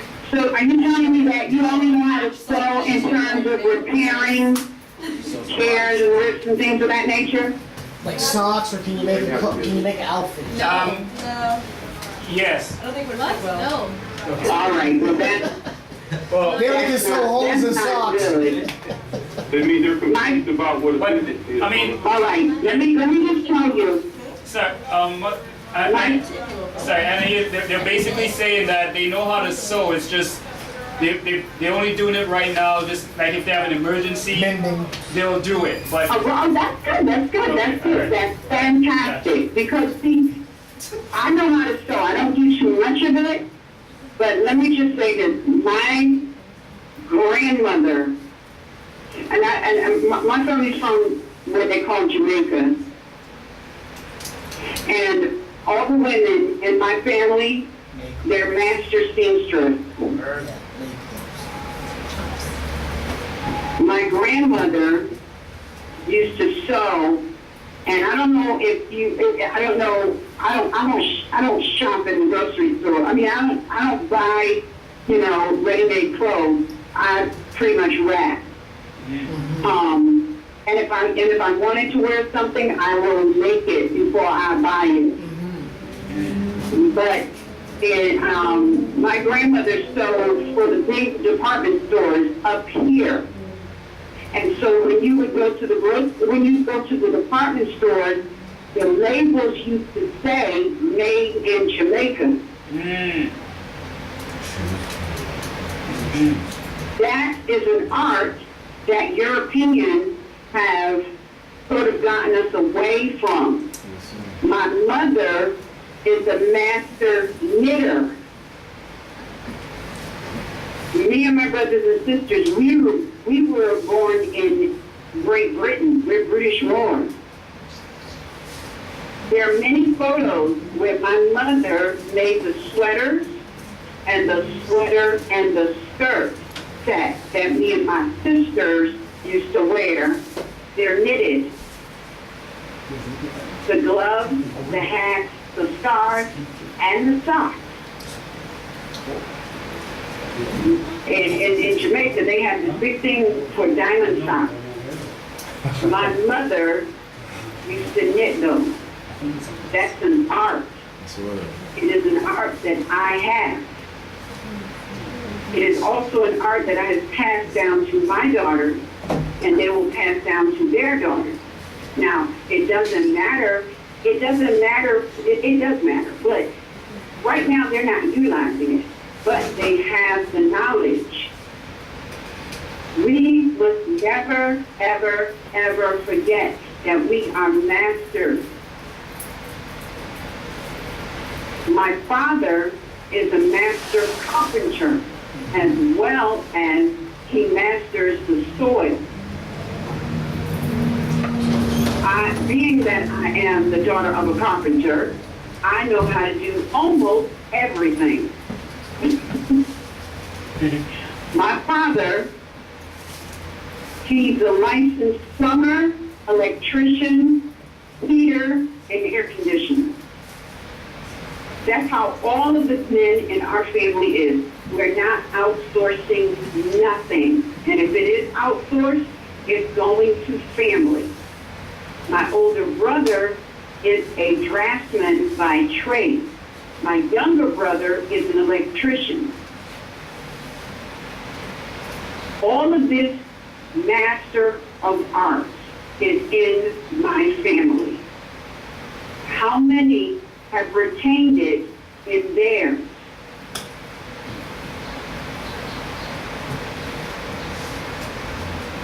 We need to get back into doing this. This is our land. We need to be masters of the land. But many times our people will look at our brothers and sisters who come up here from Mexico who master the land as landscapers, and we look down our nose at them because we got the slave corporate job, pushing papers, being dependent on foreigners when we need to be independent.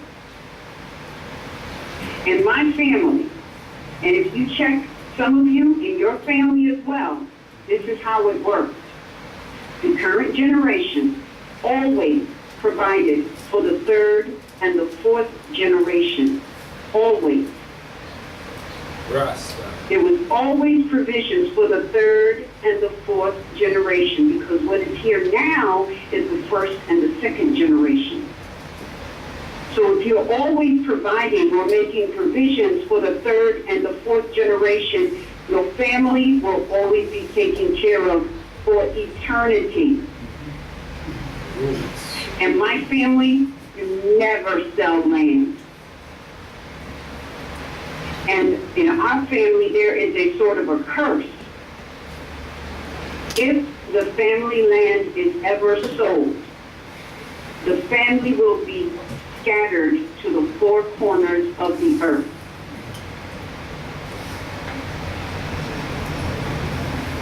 Now, I look at that not just as my immediate family, but I look at that as my global family. Many of my global family have sold their land, and they have been scattered to the four corners of the earth.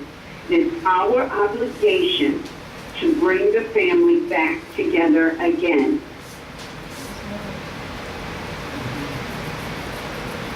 Islam. Islam. Man, I say this, like you just said, and we spoke before, if you know this is our land, Creator of earth, it's not a heavens, problem for you everything to we go know to of a and park. not that we know Who's of. gonna know what you do if you do it intelligently? That's God. Go to the park and plant a fruit tree. And now, when that fruit bears, go to that's where you can get your fruit from. This is our land. Be intelligent about our dealings. Go to a place that's open and plant trees for nuts or whatever you may want to eat. That way you know when they yield to go harvest from there. We have to be intelligent about our dealings. This is our land. Anything, our job, and the reason why, I'm going to tell you something. I didn't just tell you to go gather bones and see. Mother happened to just bring it to the table again. So I do things strategically. I didn't just tell you to go gather giraffe bones, ivory, and ebony for no reason. I was telling you to gather those things so that once you start recognizing trade, you will start carving them, using them, and you're using material of a higher caliber. That way, anyone comes to our nation, we don't have any junk. They only have things of the highest level. That's free decor. Only the absolute best. Because we are royal, and we should only touch the best. We should only deal with the best. Yes. Period. Yes. We should always strive for the higher quality, and never the least. Our children now, in order to inspire and to be amused, with their creativity, they should be playing the violin, the cello, the piano. We rarely talk about these things anymore. These things come from us. They should be playing these instruments that their creative mind is active. They should be playing the mandolin. Absolutely. This sparks creativity. Automatically we hand these things over to the Europeans, but we must ask ourselves, which European are we talking about? Question. Like, Mother said, who is who? We should always aspire to the highest caliber. It is us who shows them how it was done from the beginning. It will be us who will show them how it's done again. Islam. And just one thing to mention about music. A lot of us, we think we're listening to music. We're not. We're listening to trash. We're being programmed on a daily basis. Many of us, not to be insensitive or rude or funny, many of us, we are suffering from psychological damage. We are under psychological warfare. Islam. Trauma. One way Trauma. to heal. Trauma. Trauma. Yes. Oh. Yes. Watching for the trauma. Yes. Trauma. Oh. Trauma. Islam. Allah. Jaja. Islam. One of the ways to heal Everything we know of and not that we know of. is to learn to play a string instrument. Cut stones. You don't have to sing. Let them know. If you tune that string instrument correctly, I'm different than the everybody else. vibrations of that of various notes will heal you. This is why they removed study of music from these institutions they call schools. That's why you never see a harp anymore. Exactly. A Well, guitar, a direct children of Almighty, I go down back and smoke some more ice and violin, I don't know, heal me any when the string meeting is over. instrument will heal you. I go back out. So we need to, and look at, if you look at history, they talk about, especially in the Renaissance history, they talk about the Spanish guitar and the Spanish music played very eloquently and intricately. They call it Spanish guitar, Spanish music. If you didn't know, Spanish is a word that initially became synonymous with Moors. Spaniard, Spanish, Spain, they're referring to the Moors. So if you go and you look up some classic Spanish guitar music, listen to the intricacies. Not just guitars and string instruments, but also drums. But the most effective is your string instrument. And this is why a lot of times you've heard people say that if you listen to classical music while studying, it will enhance you and help you more. There's a reason for that, and we need to look at that. And they also say music calms the beast. Islam. And the procurement of the library, definitely. It will let you know what arts we should participate in. And of course, the 7 liberal arts and sciences. We should know this, and we should study from that perspective. And we should not be ashamed of that culture and history because it is ours. Islam. With that, I do respectfully yield. Islam. You can see it before. All right, round of applause. Islam. White power. White power! White power! Islam, we appreciate you what you're saying. And in the future, whenever you are to send out writs, please include us in the writs that you're sending out so we may send them out with you because we are one. Absolutely. Peace. Yeah, you know we All right, can't boys, say- peace and love. That was a good 2 hours. And we'll, we can't say- Yeah. Oh, wow, it's 2 hours already? Oh, I want more, but you know. To me personally, say white power, it that's felt what good. It was like our off-candid conversation. They might not know. Yeah. It was like us just talking with family because that's what we're doing. right. Absolutely. Yeah, That means that Kudrow, man, that we watch your lectures and we see that you really do care about us and you never hesitate to mention us, man, and we love you for it. And we think the same about you. Islam family. Islam to you, brother, with much love. Islam with love for all of the family there. And again, we're here for you when you need us because we are one. We are in aggregate. And also, too, just to close out, Brother Bakari in Colorado said Islam. I talked to him today. So he told me Yeah, I'm gonna help them out. I was gonna call them on Tuesday. Yeah, you know, I had to first help the mother that you sent out, and I had some other stuff I had to close out. I told him that when I first spoke to him. Right. And did she ever call you and tell you that I already started assisting her? Oh yeah. She's in the ether now. She seemed excited. Yeah. As usual.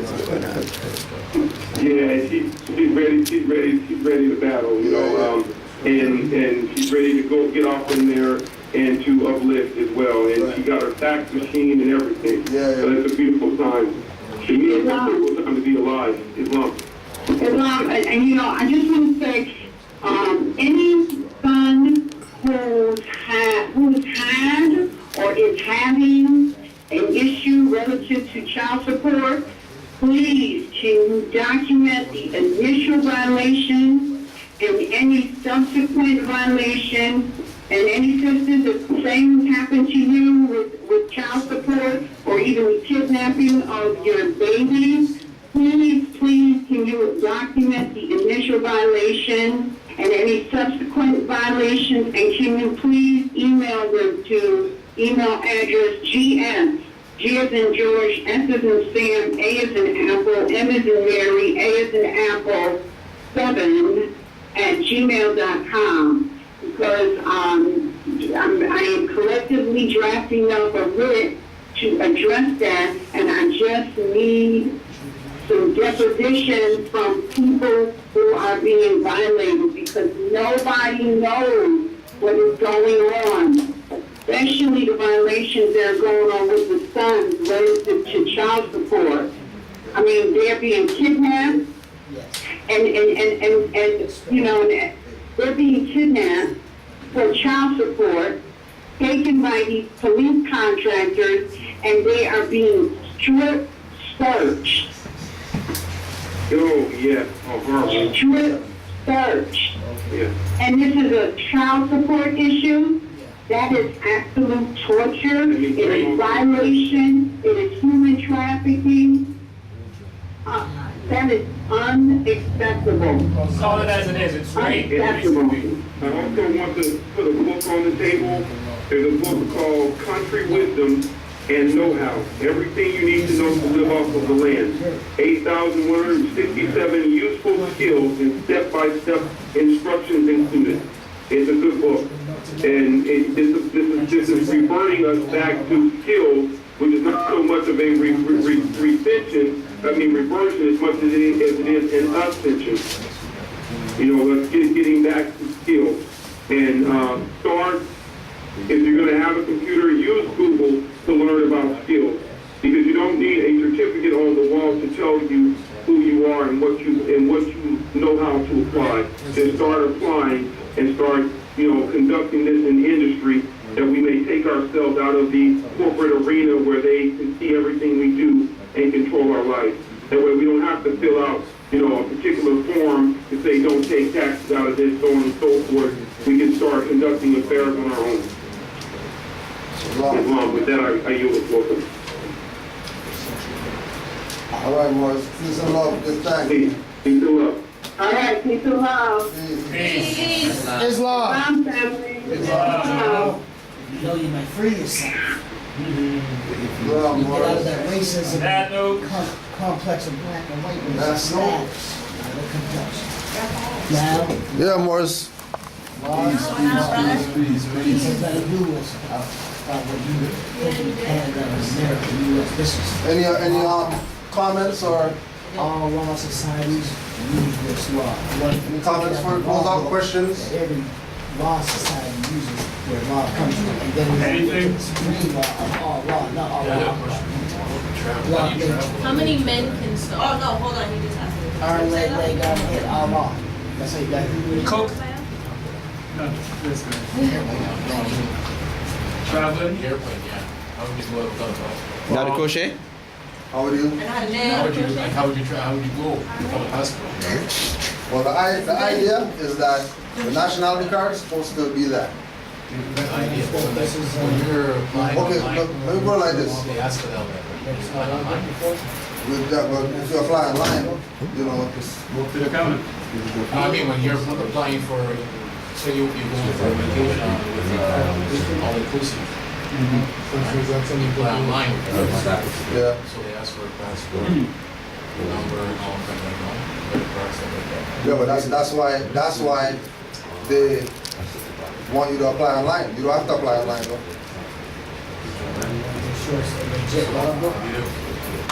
No, why? If you go in person. If you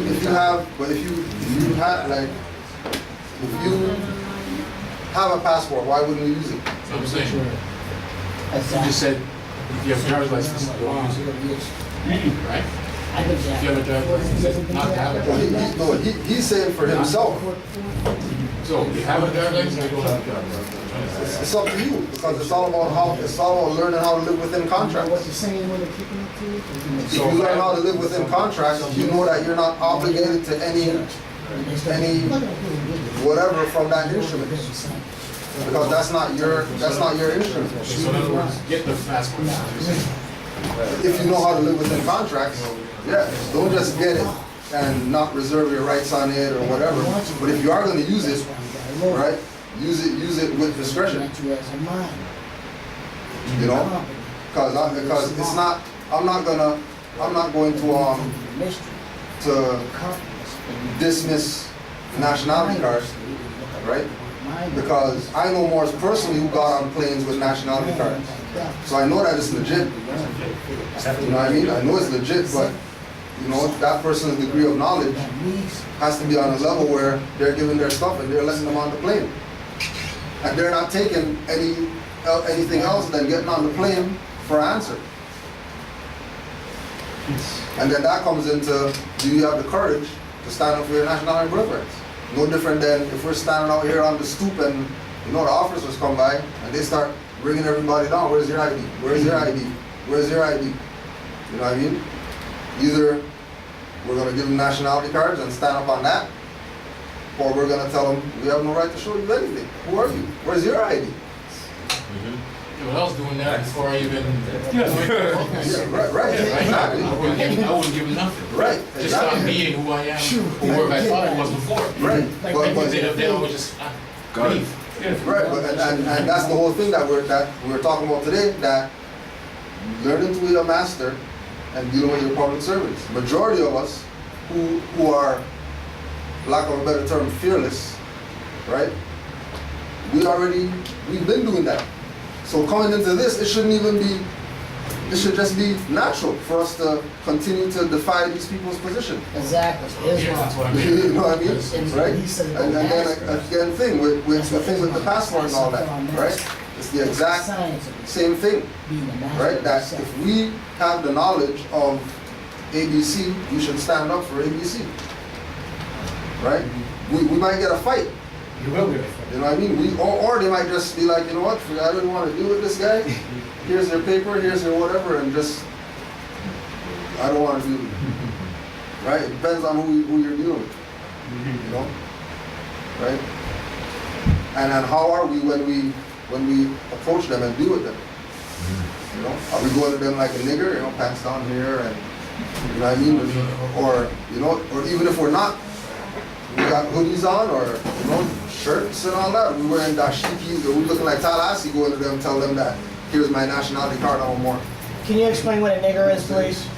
Right? Since you used the word nigger, can you explain the word nigger? That's what that book right there, nigger problem? Yeah. Yes. Since you used the word nigger, I'd like to know what the nigger is. I hear that. There's some new Moors in the house, man. That nigger is not easy. You know, when you hear that word nigger, it's not easy sometimes. Well, I was a nigger too. I'll kill you, man. Until I found out who the nigger was. The troglodyte. All right. Troglodyte niggers. Pan-troglodyte, the Negro/Niger, Paleolithic man, hybrid nigger, heterogeneous, experimentally created, Occidental, not Oriental, Anthropopithecus, natural nigger. And then they have two pictures, a picture of a monkey, chimpanzee monkey, and the picture of a caveman. Right? So when you take a chimpanzee monkey and you take the hair off a chimpanzee monkey, the black hair off a chimpanzee monkey, he has pale skin. And Charles Darwin uses monkeys all the time. Uses the concept that people came from monkeys.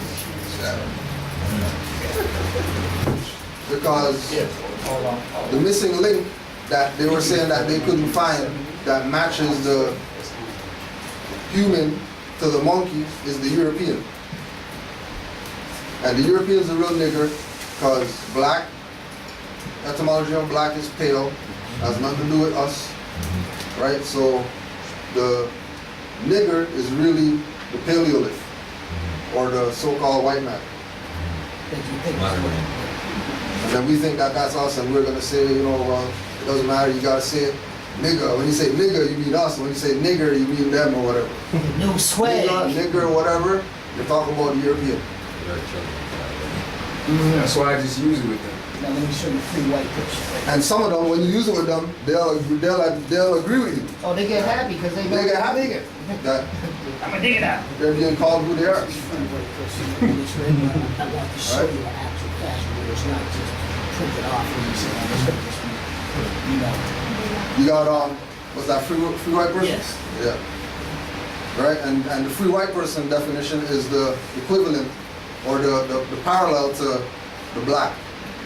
Like when you read that, you realize that who the real white people are, and then based on talking like niggas, who the real black people are. And you're free. You know? You heard that, know thyself. Right? We don't know who we are. Once we start knowing ourselves, it changes everything.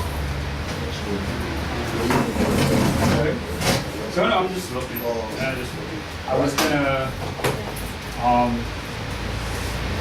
I'm gonna show in terms of where we are. No, that's it. To answer your question in regards to who we are and what's going on, I've sent out some paperwork to court out in Brampton. I'm still laughing because it's really funny.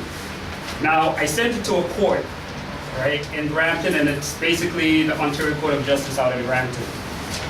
And I received back my paperwork in the mail.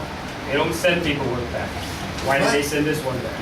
Really? So they sent this one back to me. I sent it out like on July the 10th, and I got it back, like they wrote it back on July the 12th, and I got it July 5th. I didn't pick up till yesterday, but it was at the P.O. box. Now, I addressed it to a particular entity at the courthouse, and the individual that I addressed it to is the court administrator. How did I find out? I called and said, listen, who's the head prosecutor for the Ontario Court of Justice in Brampton? So-and-so is the head prosecutor. All right, so okay, great. I have something to send to that person. So I sent it, whatever, and I got it. I got the letter back. I got all my information back, everything back this week from them. What did you send, by the way, for the new Moors? Well, I said, right now there's a situation, a matter that I have, is five summons tickets, you know, no driver's license, as you're asking, no driver's license, broken tail light, suspended license. The other one is,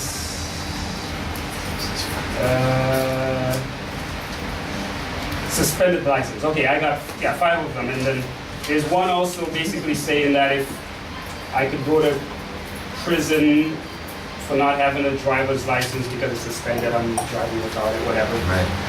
So I wrote up a writ, whatever, sent it out to them, and I got this back in the mail this week. It says, and this is the funny thing too is when they sent it back to me, they sent it back to me in my estate name and my natural name, my natural appellation, sorry. Now, I was saying to myself, should I open it? Right? Because there's 2 entities on here. But then it's like, why not? Because the real title nobility is on here, open it. So I opened it, and I read it. Now this is what it reads. And in here it says, the estate name, AKA the natural name, has the P.O. box of where we are, whatnot. And it says, read your letter and enclosures dated June the 26, 2013. I received your letter and enclosures sent registered mail to me at 5 Ray Lawson Boulevard. The enclosures consisted of 4 Part 3 104 summons to defendant number TC as the numbers of the tickets on it.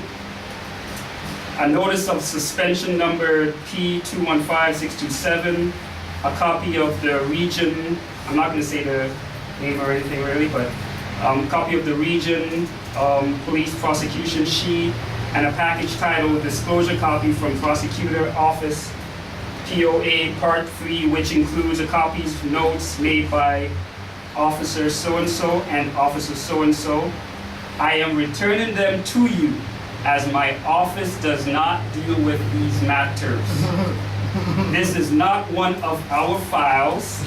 It appears to me that this is a file that is being dealt with the Provincial Prosecutor's Office, part of the Crown Attorney's Office at the, across the street from where the actual other courtroom was.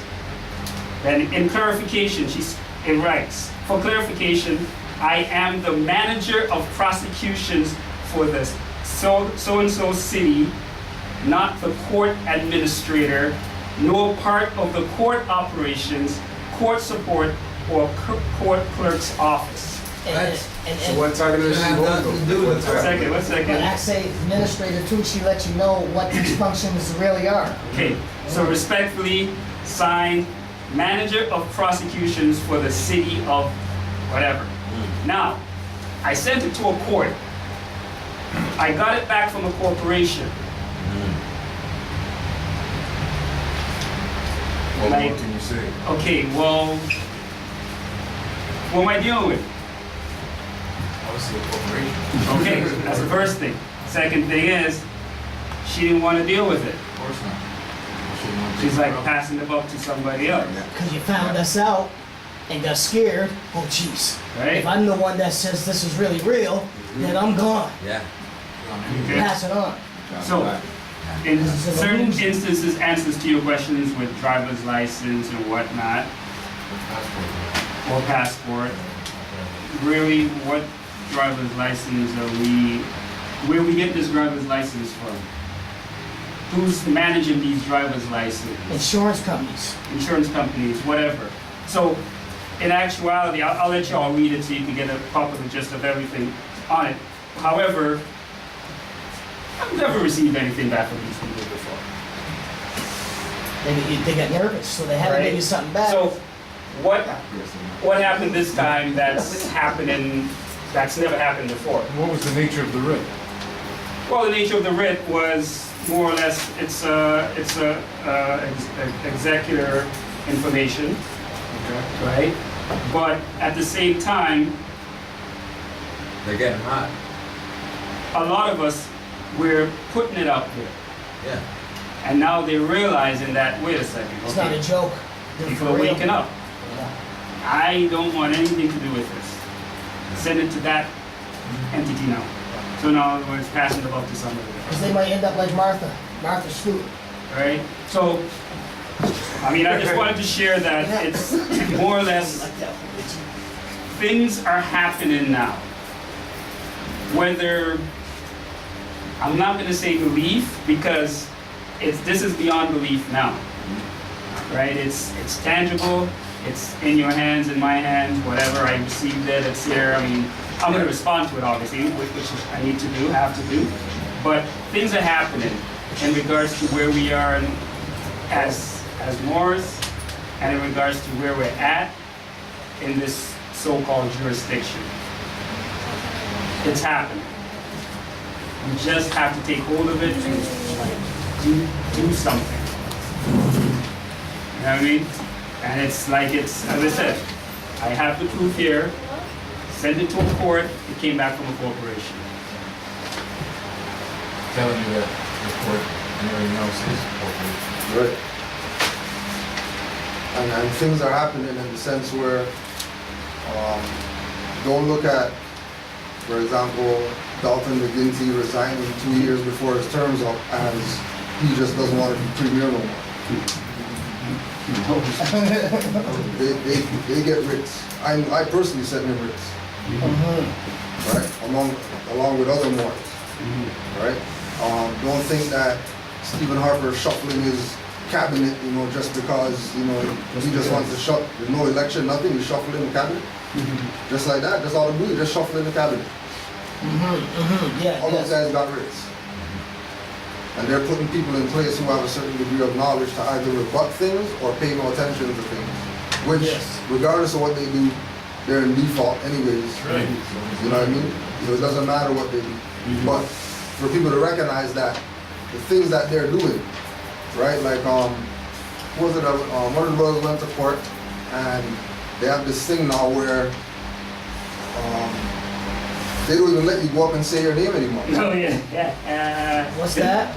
When you go to court now, they don't even do the individual call you up, and then your name, and then All call the the next Ds, person. all the Right? All the A's. A's line up. Oh. Then they send them outside and let them go deal with the prosecutor. All the B's line up, and then they send them outside. Right. It's because of Moore's going to court and putting it on the record in front of all these other people that we have a certain position and we're waiting for you to, do whatever you're supposed to do lawfully. And they can't, just like the same with the corporation. I just passed it out. Everybody knows that. Everybody doesn't know that there's a corporation that's running everything. But the only people that's really getting this information out is Moors. Right? Maybe some freedmen, but the freedmen Europeans, they don't have any jurisdiction to talk about sovereign anything here. I don't care if they call themselves child of God, whatever. You're a European. You know what I mean? If you're European, your jurisdiction's in Europe.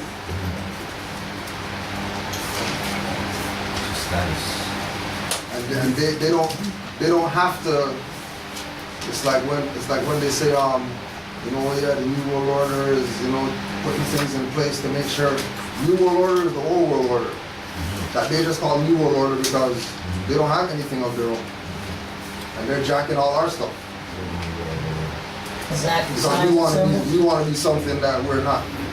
And then we don't recognize it when they're using our symbols. Right. Like, geez, when do they become pyramid builders? You know what I mean? When do they start using all these different things? Right. So we really think it's theirs still. Oh, yeah, man. It's just the Illuminati. And then we have the Europeans who are talking to sovereignty stuff, saying that those symbols belong to Illuminati or whatever. And then we have brothers and sisters who call themselves black. They're pushing that, that's their symbol. But you never heard Illuminati come out and say, this is our symbol.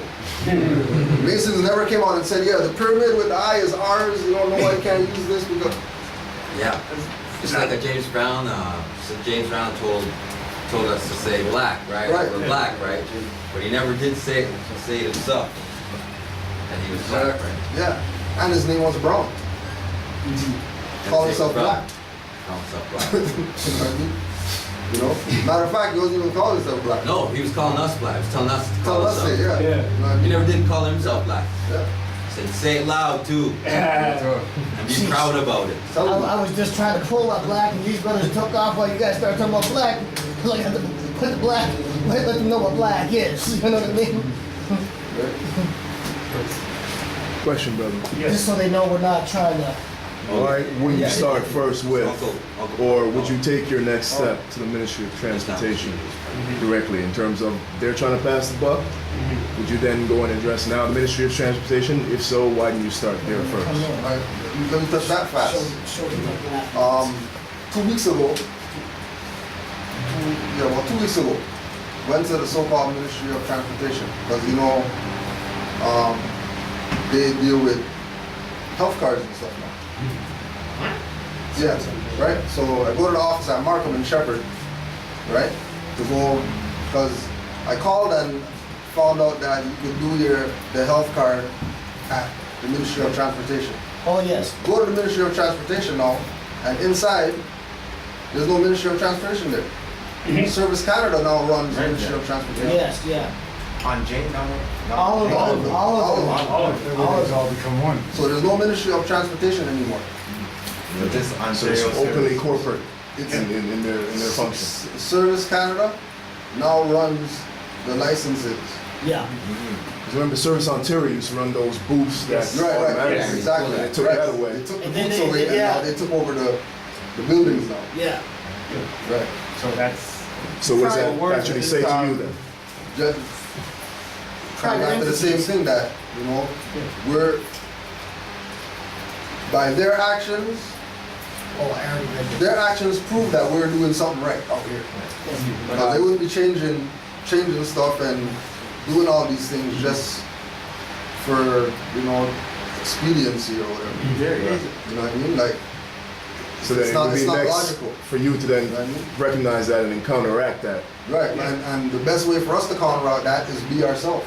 Set up our own government and start giving out our own cards and whatever. That's it. Right? Because obviously, yeah, because obviously they're not it. If they're gonna say, yeah, we're government of Canada, all right, and then you can go on Dun and Bradstreet, look up government of Canada, it's a private corporation on Wellington Street or whatever, then obviously they're not the government.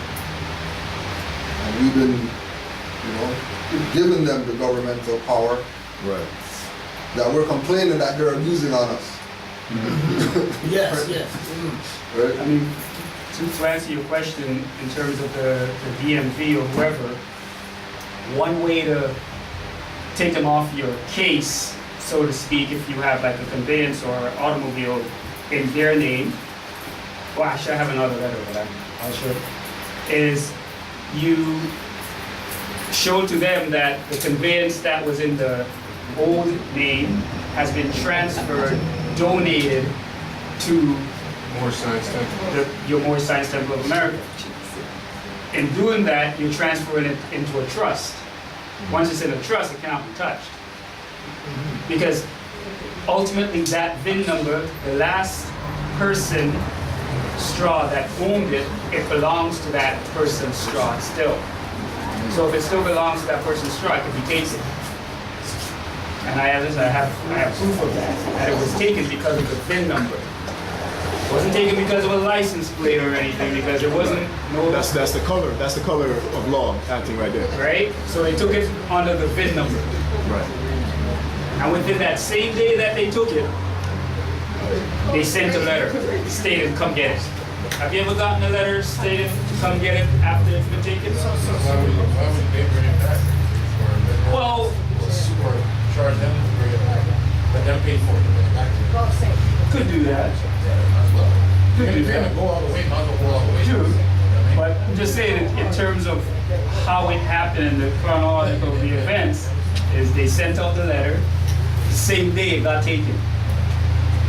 It's like what you're bringing up, doing certain things. Some things aren't gonna click right away because of the intensity of the moment, and you know what I mean. Just dealing with these people. You know what I mean? You just want to get your stuff. I'll go down there and pick it up or whatever. But yeah, like straight up, charge them. You know what I mean? Bill them to bring the stuff back, right? Like with the thing with the traveling. If you happen to go somewhere, you get a nationality card, they don't want to accept it, get that person's name, write a writ, and do the Frontiers style. Email it to 500 people. The reason I'm asking is because my mother wants to go away next year, and she needs a passport, right? And I don't want to give a passport. Yeah. That's why I brought it up. Yeah. I mean, it's there's not prerequisite or a protocol. You know what I mean? Like it's up in the air because you don't know who you're gonna deal with when you give them the stuff. You might deal with somebody who's like, oh, you're not, oh yeah, we don't want this here, go get on the plane. You might deal with somebody who fights with you. And I don't want to be there. So at the moment I'm leaving, I have to leave the overall. Right. And then she's by herself. Right.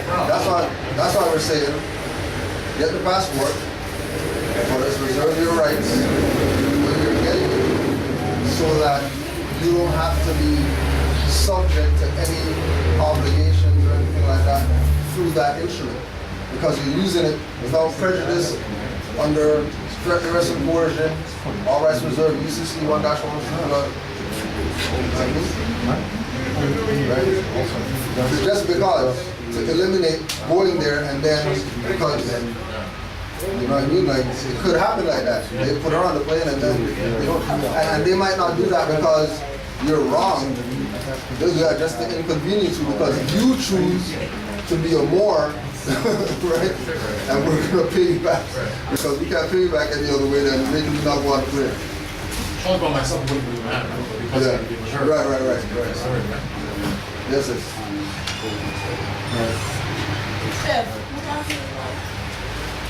That happened?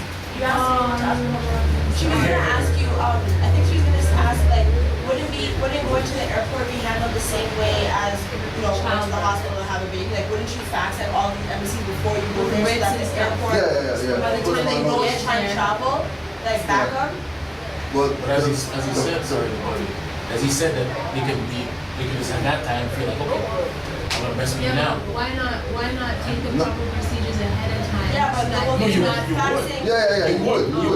You're not just gonna go there and just present a nationality card. Like, you would put them on notice Still say of they who feel you are, like your status, etc. But isn't it higher than them if you alert the proper people or whatever, authorities or whoever No, it is that who's these the things proper are? authority?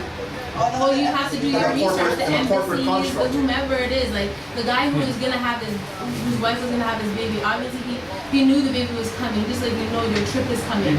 Therefore, he did the proper research. He figured out who it was that he had to send these writs to, who were gonna back him up at the end of the day, so that when he did go to the hospital and they were giving him all this talking, they were trying to do things other than what they were allowed to do. He had that higher, so that if you want and if you don't want to feel where I have to say, then you can go and check because I have that backup. And then they had to listen to what he had to say. They had to. And it's not necessarily the higher up people that allow you to get the pass. It's you.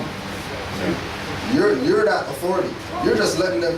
You just put them on notice of your authoritative position. You're not putting them on notice so they can now say, okay, we give you permission to be the. Aren't they giving? It wouldn't be giving us permission. It would be giving their employers, giving their employers notice that. No, this is why they have all these different pseudo departments. Because they don't work together like that. They might talk together. They go for dinner, lunch, date, or whatever. Yeah, they might talk to each other. But from a position, office, whatever perspective, these are 50 different separate branches that have nothing to do with each other. They don't talk to each other unless they say, hey, did you get that letter from that guy that you said that he's a more? And then, yeah, we got that letter. Did you get that? Oh yeah, they over there said that they got that letter. But basically, I think too that to expound on that, I think a lot of that's just to muddy the waters. They've got 1,000 different offices, right? But it's all going uphill, right? The taxes are all being paid uphill. And you're dealing with this guy, right? So it's all just sort of smoke and mirrors. Right. And that's what it is. And if they were to have that's why the Service Canada thing was probably a counter to all of that, to put it all under one thing, which is servicing all of us, right? As their slaves, right? But it's all under one heading right now, right? Because what they realize is by separating it all out, they're now starting to have problems, right? It's a divide and conquer thing. Now we're under one heading, and hopefully that's a stronger. It seems more legit, too, right? In a sense, because it's a slide on them as well, having all these different departments, because they really don't know what's going on. And if you can't really keep track of what's going on, who got what. You know what I mean? And the other thing too, which you realize when it says Service Canada, everything's in capital letters. Right. It means it's a corporation, anyways, right? It's not a country. Right? Yeah, but really, the government shouldn't have all these different agencies all over the place. It shouldn't really be like that. Of course not. But that's because there should be. But it's a democracy rather than a republic. So that's what's going on. They shouldn't even be there. A lot of them. Shouldn't even be there. They belong there. Right. They set these things up to make money. These are corporations, not government. Set them up to make money.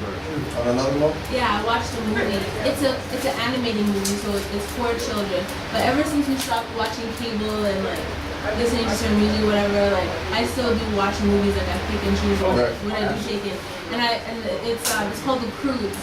And it's about the caveman family and the continental drift, the whole movie. But it's crazy that now that we're learning more about.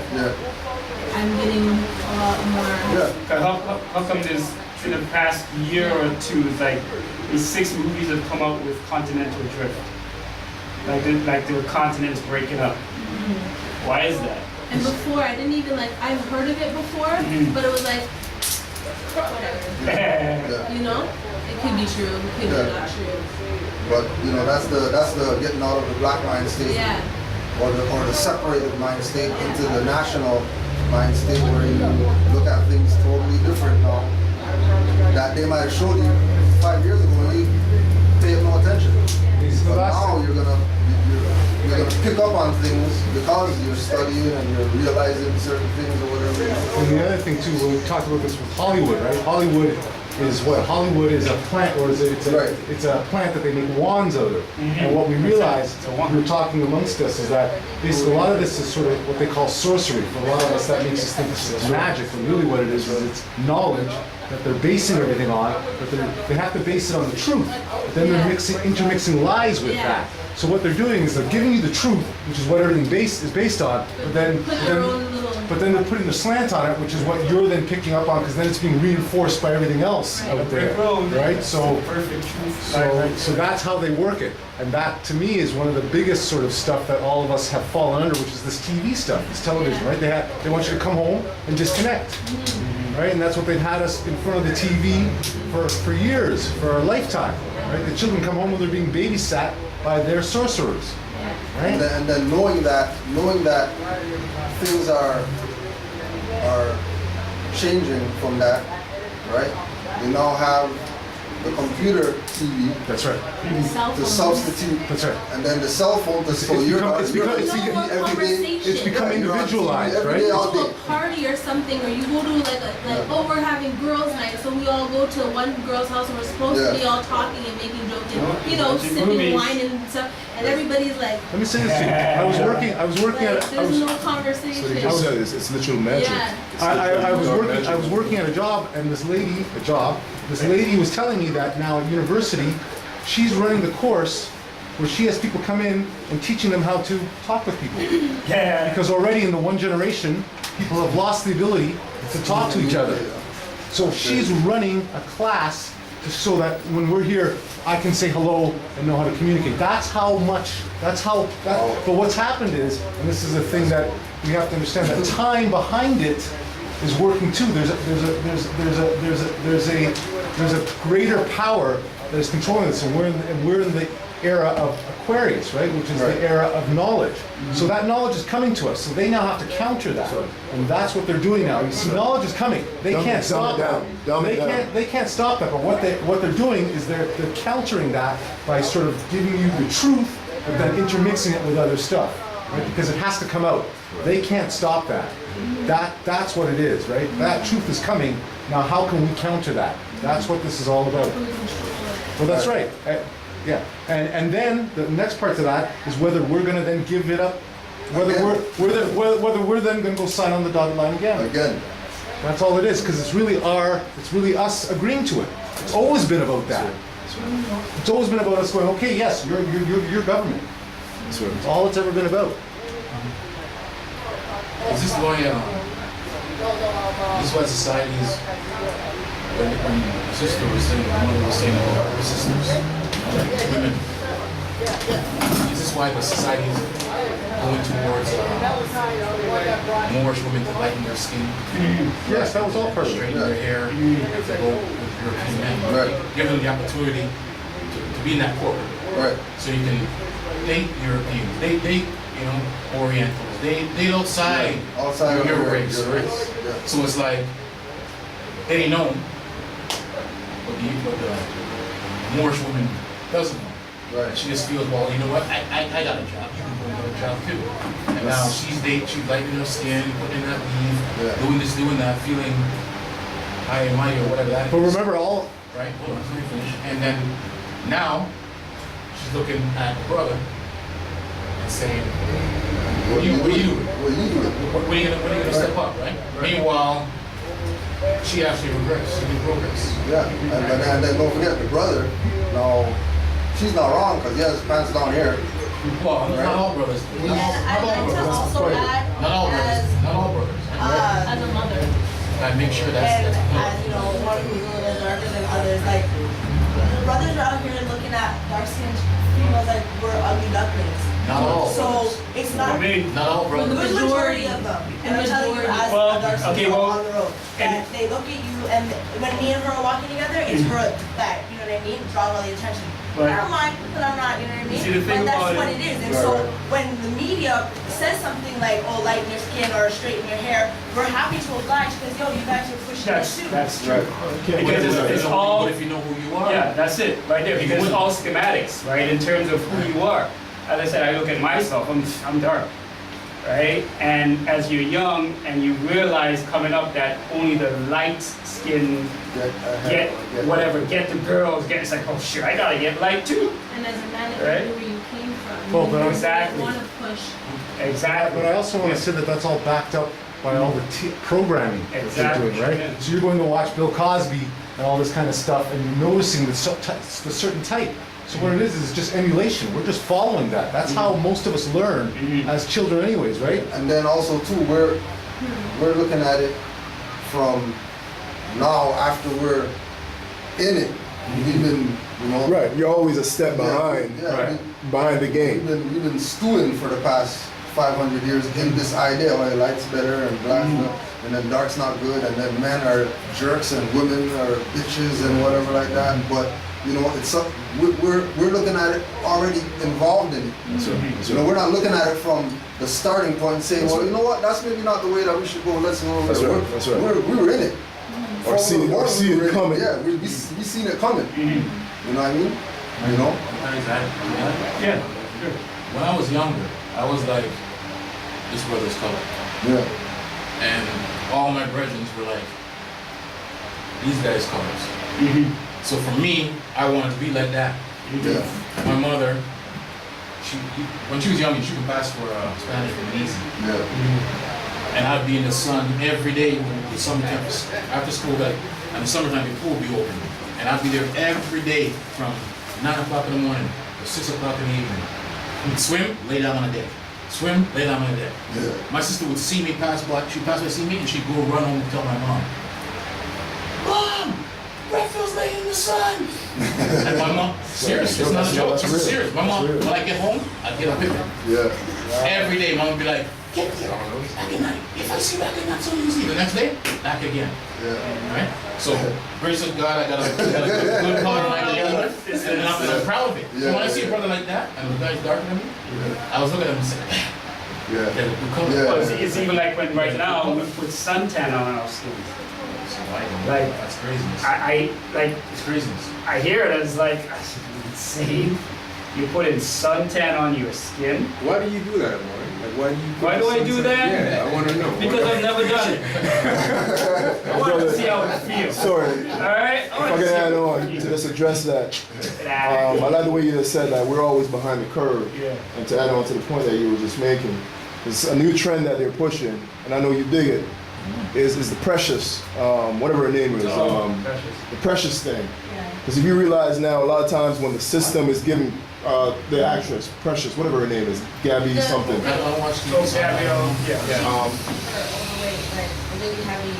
Right. But notice now, typically whenever the man or the system is giving credence to say this is a new beauty amongst black women, especially dark-skinned black women, it's usually somebody that's pretty obese by our standards, we would consider, you know, not necessarily the most attractive. But in a way, he's still playing the mind game, right? That, and I remember there was an example, University of Mississippi, obviously a very racist past school and such like that, quote unquote, whatever racist means, right?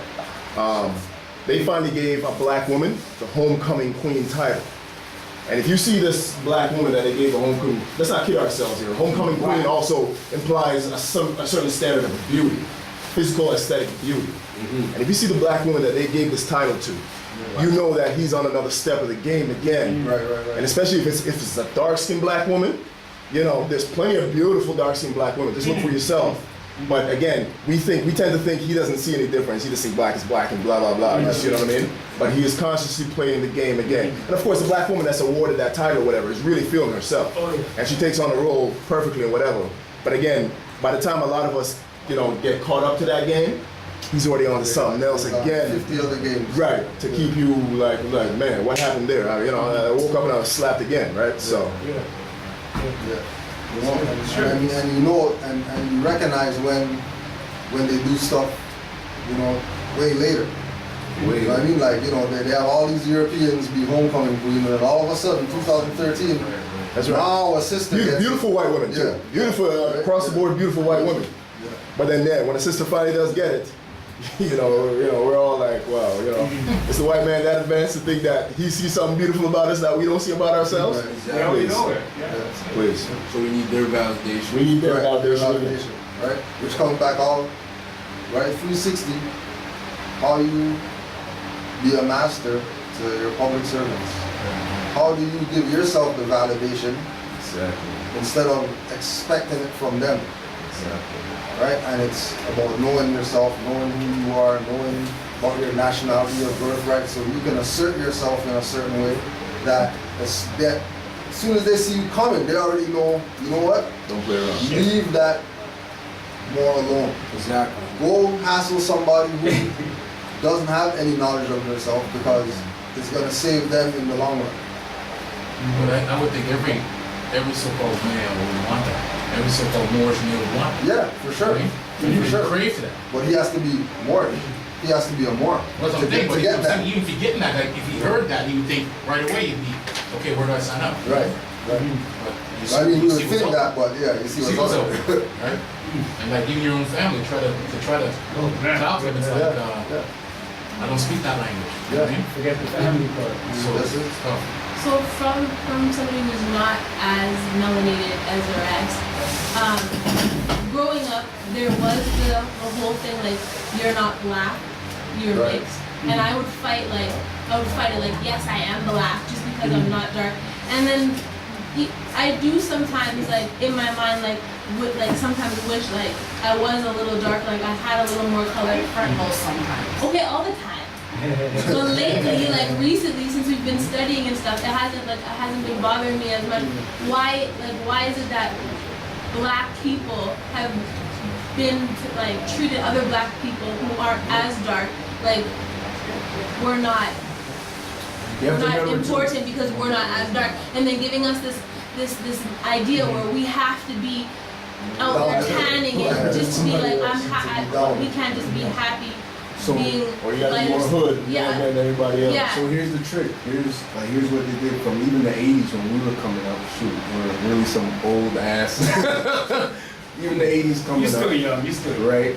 I mean, coming up, Albie Shore, Eldebars, all of them were the shit. You know what I'm saying? So they've already played with our psyche to know that for the dark skins, right? That, okay, listen, if you don't look like this, you're the European, right? You're not good enough.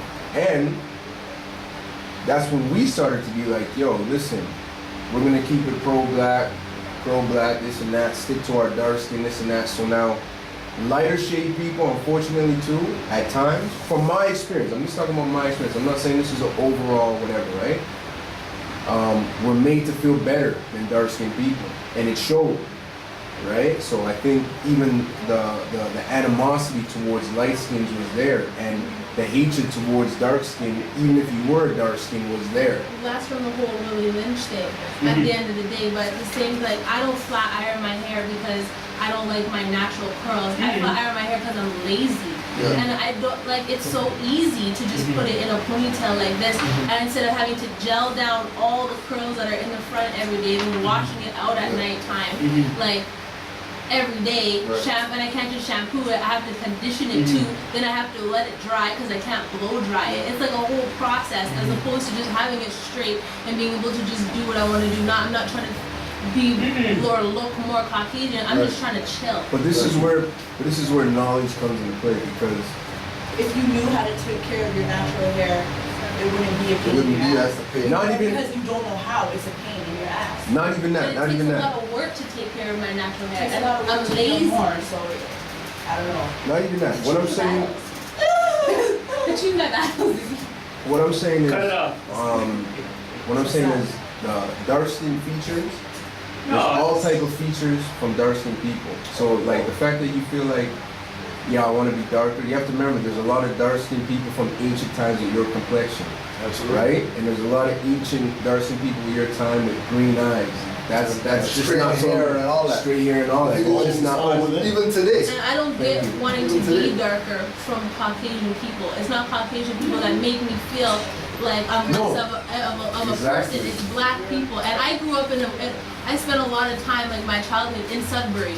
And that's a very racist place. So from there being called a nigger all the time to like not wanting to be black, and then coming over here and now black people making it like, well, you're not really black. And no disrespect. No disrespect. Most of the fragrance and the flack that you're getting are from black women. I Also, okay, when you listen, get from can I black women, I have to say this mostly too. black males, right? I have to say this too because my complexion is of the same nature. I went through the same thing growing up too. I was accepted a little more by the European because I had those features, and possibly sometimes maybe a little bit better diction, speaking, so I was fitting with them. But with my brothers, there was sort of that thing where you weren't really fully A brother. a brother. I was called by the Europeans, I was called 0.5 boy, half-breed, muley, zebra, right? So the battle was there, and it was much more intense, I feel, because as sort of that, in that sort of hybrid area, you didn't have a place. But what they were doing was they were destroying what was really ours, which was our connection with our history. They were destroying that, but they weren't accepting you on the other side. You were like that token. You were like the token Uncle Tom sort of guy who was, you fit in because you were sort of closer to us, right? Because it was really about, huh? You made them, in their eyes, not your eyes, you made them feel more comfortable. That's right. That's right. Because you were the bridge. You were the bridge, right? You could sort of talk to them about some of that stuff. So, I even heard people say, "Oh, you know that guy who's done," and the man's trying to, because he doesn't know how to describe him. He's like, "Black." I'm like, you can say what you want, but what I realize is that's where it's at. But that's the kind of conditioning that we don't understand. It's really, the sister was talking about on the thing. We've been under psychological attack for so long. Like we have to, this is why I say that's where the studying comes in. When the sister was here last week, that's where the studying comes in. We have to bring back, we have to break those spells. And the only way to break those spells is by reiteration and making sure we know that we're Moors. If not, you know what I said when that sister was like, well, we shouldn't really present ourselves like that, saying now we gotta study. I said, you know what? It's just because it's her first day too, she'll eventually see that studying is key. She just doesn't know right now, you know what I mean? I'll tell you what, it's the same thing. I don't think she was so much against the whole thing that studying is key. I think she was just saying when you're coming here for your first time, you gotta talk about study, and if you don't study, then this, that, and the other about your level of Moorishness or whatever. She's saying that might be intimidating to a young man who would just rather go back out on the road and be a nigger because it's so hard to study and be a man. But here's the thing. That's your choice. True, that's it right there, because the fact of the matter is this. This is not worth having. Yeah. I just want to make one first. Sorry. The fact of the matter is this. Which is easier? Studying or getting your ass kicked outside? Studying. But if it doesn't feel like you're getting your ass kicked because you know what? I know that's a natural answer, but to some people, getting their ass kicked is easier. That's right. I hear you. I know that, but that's to some people. But what we have to realize is that then don't complain about it anymore. I agree. That's what I'm saying. That's why they choose that. Yeah. To get your ass kicked is actually easier than doing the work and study. So they choose that. The last thing I just wanted to say is from the time that we get to the age where our moms start putting us in daycare, they've been training us. Yes. From that time. And then when we get to high school, the natural progression is you're supposed to go into higher learning, but it's really higher training. Right? So we have from the beginning to the end, they have had us. So it's like they don't want to be trained anymore. Well, no, but at a certain point you want to reject that. But the reality is you got to get back and learn the real stuff, right? Because they've been lying to you from the very beginning. So shit that you don't even know why you're responding like this, but you're responding like this because you've been trained. Because they're training. So that's where the studying comes in, the natural. Because you don't have a choice to go to school. If you don't go to school, they come and arrest your parents, right? And they force you to school, right? And you don't have those ethnocentric schools to go to teach you the real stuff. Yeah, that's the thing. That's the part. So that's really where it is. So that's what I was trying to get to with her, but it sort of became combative, right? For her, you notice that she had to put up her back. Well, you weren't here, but for the rest of us, it became a little combative, right? There's also a humility thing. Like if I go to a new session somewhere completely, part of you is going to tell me, you know what, I completely disagree with what people are saying, but just shut up and listen. Right. Because you just might hear or see something, a new perspective that you've never come across before. At the same time, she came into something that's been happening. This is not a beginner's class. You know what I mean? It wasn't like she's coming here and she's learning what a Moor is and ABCs. She came in the middle of something that was over her head. So she didn't know. She felt overwhelmed, and that's where she was coming from, like, oh, study, and all this stuff for preaching. And she's like, it would be easier to talk to kids about just you're a Moor, and that's it. And she didn't know what she was. Maybe if she came today when Sister Anaidah was speaking, maybe that would have been a little bit more different than when Taj was speaking. Because I mean, Taj, you know, I mean, you don't get it. Like, you Yeah, have to he is. really It's hard. study. You have to sit there and you have Yeah. to listen. Because even when he uses big words that you would know, like you can get lost in everything he's saying. You have to Exactly. listen to stay on track. Like you have to Exactly. really be paying attention. Really? So, any more comments, questions? Emotional outbursts? Right. So we'll close out. Actually, I'm just gonna make an announcement. I don't know if it's gonna be this Wednesday, but one thing that we've been realizing in regards to where we are is that estate and trust information is very synonymous in what we need to do to move forward. Like, not say necessarily quickly, but more securely. A saying a long time ago was, don't own anything, just control it. So if you can control the things that you think you have, as opposed to owning the things that you think you have, it's more powerful. So this Wednesday, hopefully, I'm not too sure, I'm gonna call the brother and find out what the schedules are gonna be, but we're gonna be having classes here from 7 till 9. I will find out, well, classes about estates, classes about trusts, classes about, well, that's basically the gist of it, trust. How to start a trust, how to become part of a trust, the basics of a trust, basics of an estate, who can have a trust, like all those subjects within the trust. I'm gonna find out more this week. If I don't have your email already, please give it to me so I can email you all that information. We're just gonna ask for donation for the class, but we have to get the stream, we're gonna have to donate for that. But I will give you the information hopefully by Tuesday. And hopefully we can start on Wednesday. I think that's the thing too, to explain it, the next level to all of this is understanding who we are. What we've understood is they have taken on the role of being our trustees, right? So we've just got to get that back. Yes. So that's where the core of it. We can still say who we are, but somewhere in there we've signed over all of our shit to them, and they're up. So I think that's the problem, right? They're afraid that they want our stuff. They want Well, no, but and we have the right to take it back. Well, of course, they don't want to give it up. That's right. Well, that's because they're so well off. That's right. But from that standpoint, and like from what I'm getting at is, we're not taking back anything.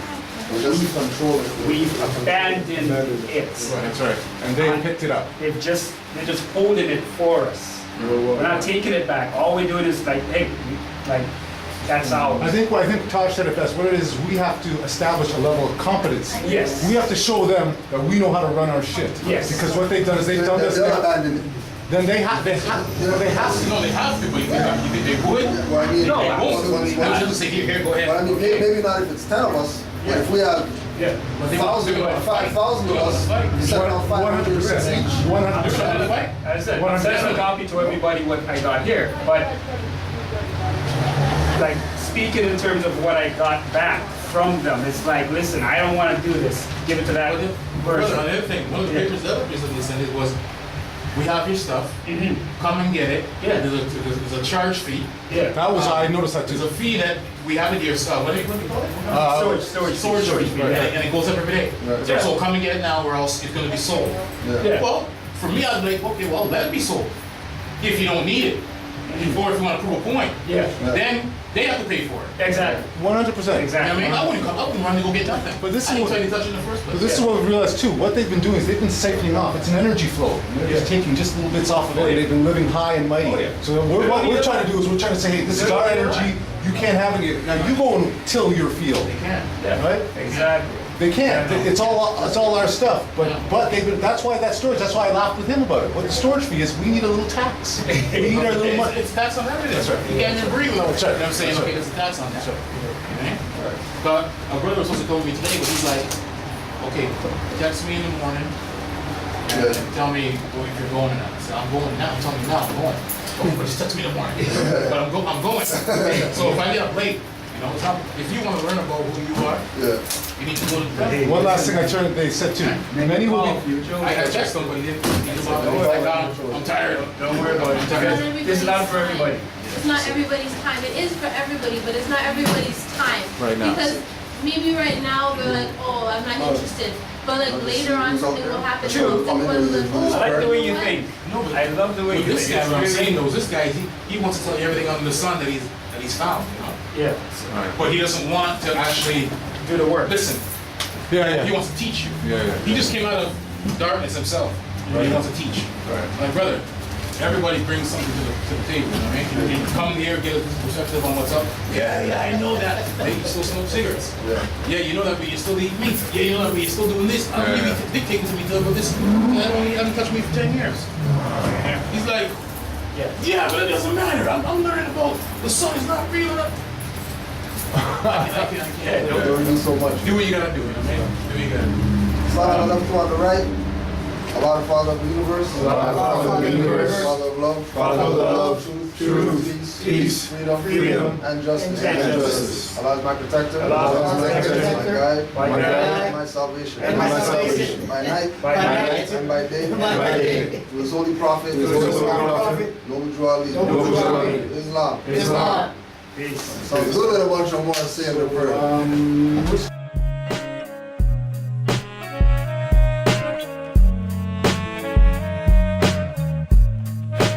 Intelligence. If he's got a gun and badge as his defense, my offense is my rights with intelligence. Colors on our nations, just a semblance. Babylon's wall will fall with intelligence. I'm back.